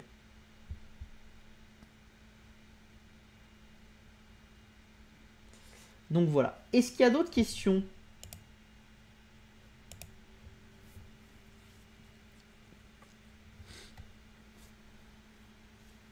Ou est-ce que c'est fini? Bon, je vous laisse une minute. Après, il est bientôt 19h30, donc ça fait long. Ça fait long. Donc de toute façon, je pense qu'on va s'arrêter là. Donc voilà, on va s'arrêter là. Donc si vous avez des questions, de toute façon, vous n'hésitez pas à envoyer des mails. La-rédaction-tech @publicationagora.fr, notre chaîne YouTube, hein, donc pour voir les replays, ce genre de choses, notre site opportunité avec un s-techno avec un s.com, tout ça. Et n'hésitez pas à vous abonner à notre Twitch, à vous abonner à notre YouTube, à mettre des petits pouces bleus sur YouTube et à partager nos vidéos. Ça nous aide beaucoup à nous faire connaître et tout ça. Et du coup, plus on est connu, plus au niveau d'Agora, moi j'ai des ressources et plus je peux vous faire des choses de qualité en gratuit. Voilà. Et si ça vous plaît et que vous aimez ce genre de choses, n'hésitez pas à vous abonner soit à New Tech Insider, qui est notre offre de base qui vous permet de comprendre un petit peu des dossiers et de suivre des dossiers. C'est de l'investissement de long terme encore et de la constitution de portefeuille de long terme. Vous pouvez cliquer sur le lien juste en dessous du Twitch, ça vous en coûtera 59 €. Ou si vous voulez vraiment être dans un groupe quotidien où je parle de tout, toute la journée, de mes visions de marché, des entreprises et tout ça, vous pouvez vous abonner à Elephant Investing Club. Là, c'est beaucoup plus cher, mais le service est un peu autre. Donc voilà. Ouais, Matt, c'est Interactive Broker Hong Kong. Voilà. Donc voilà. Je vous souhaite une très bonne soirée et je vous dis à la semaine prochaine. Bye bye.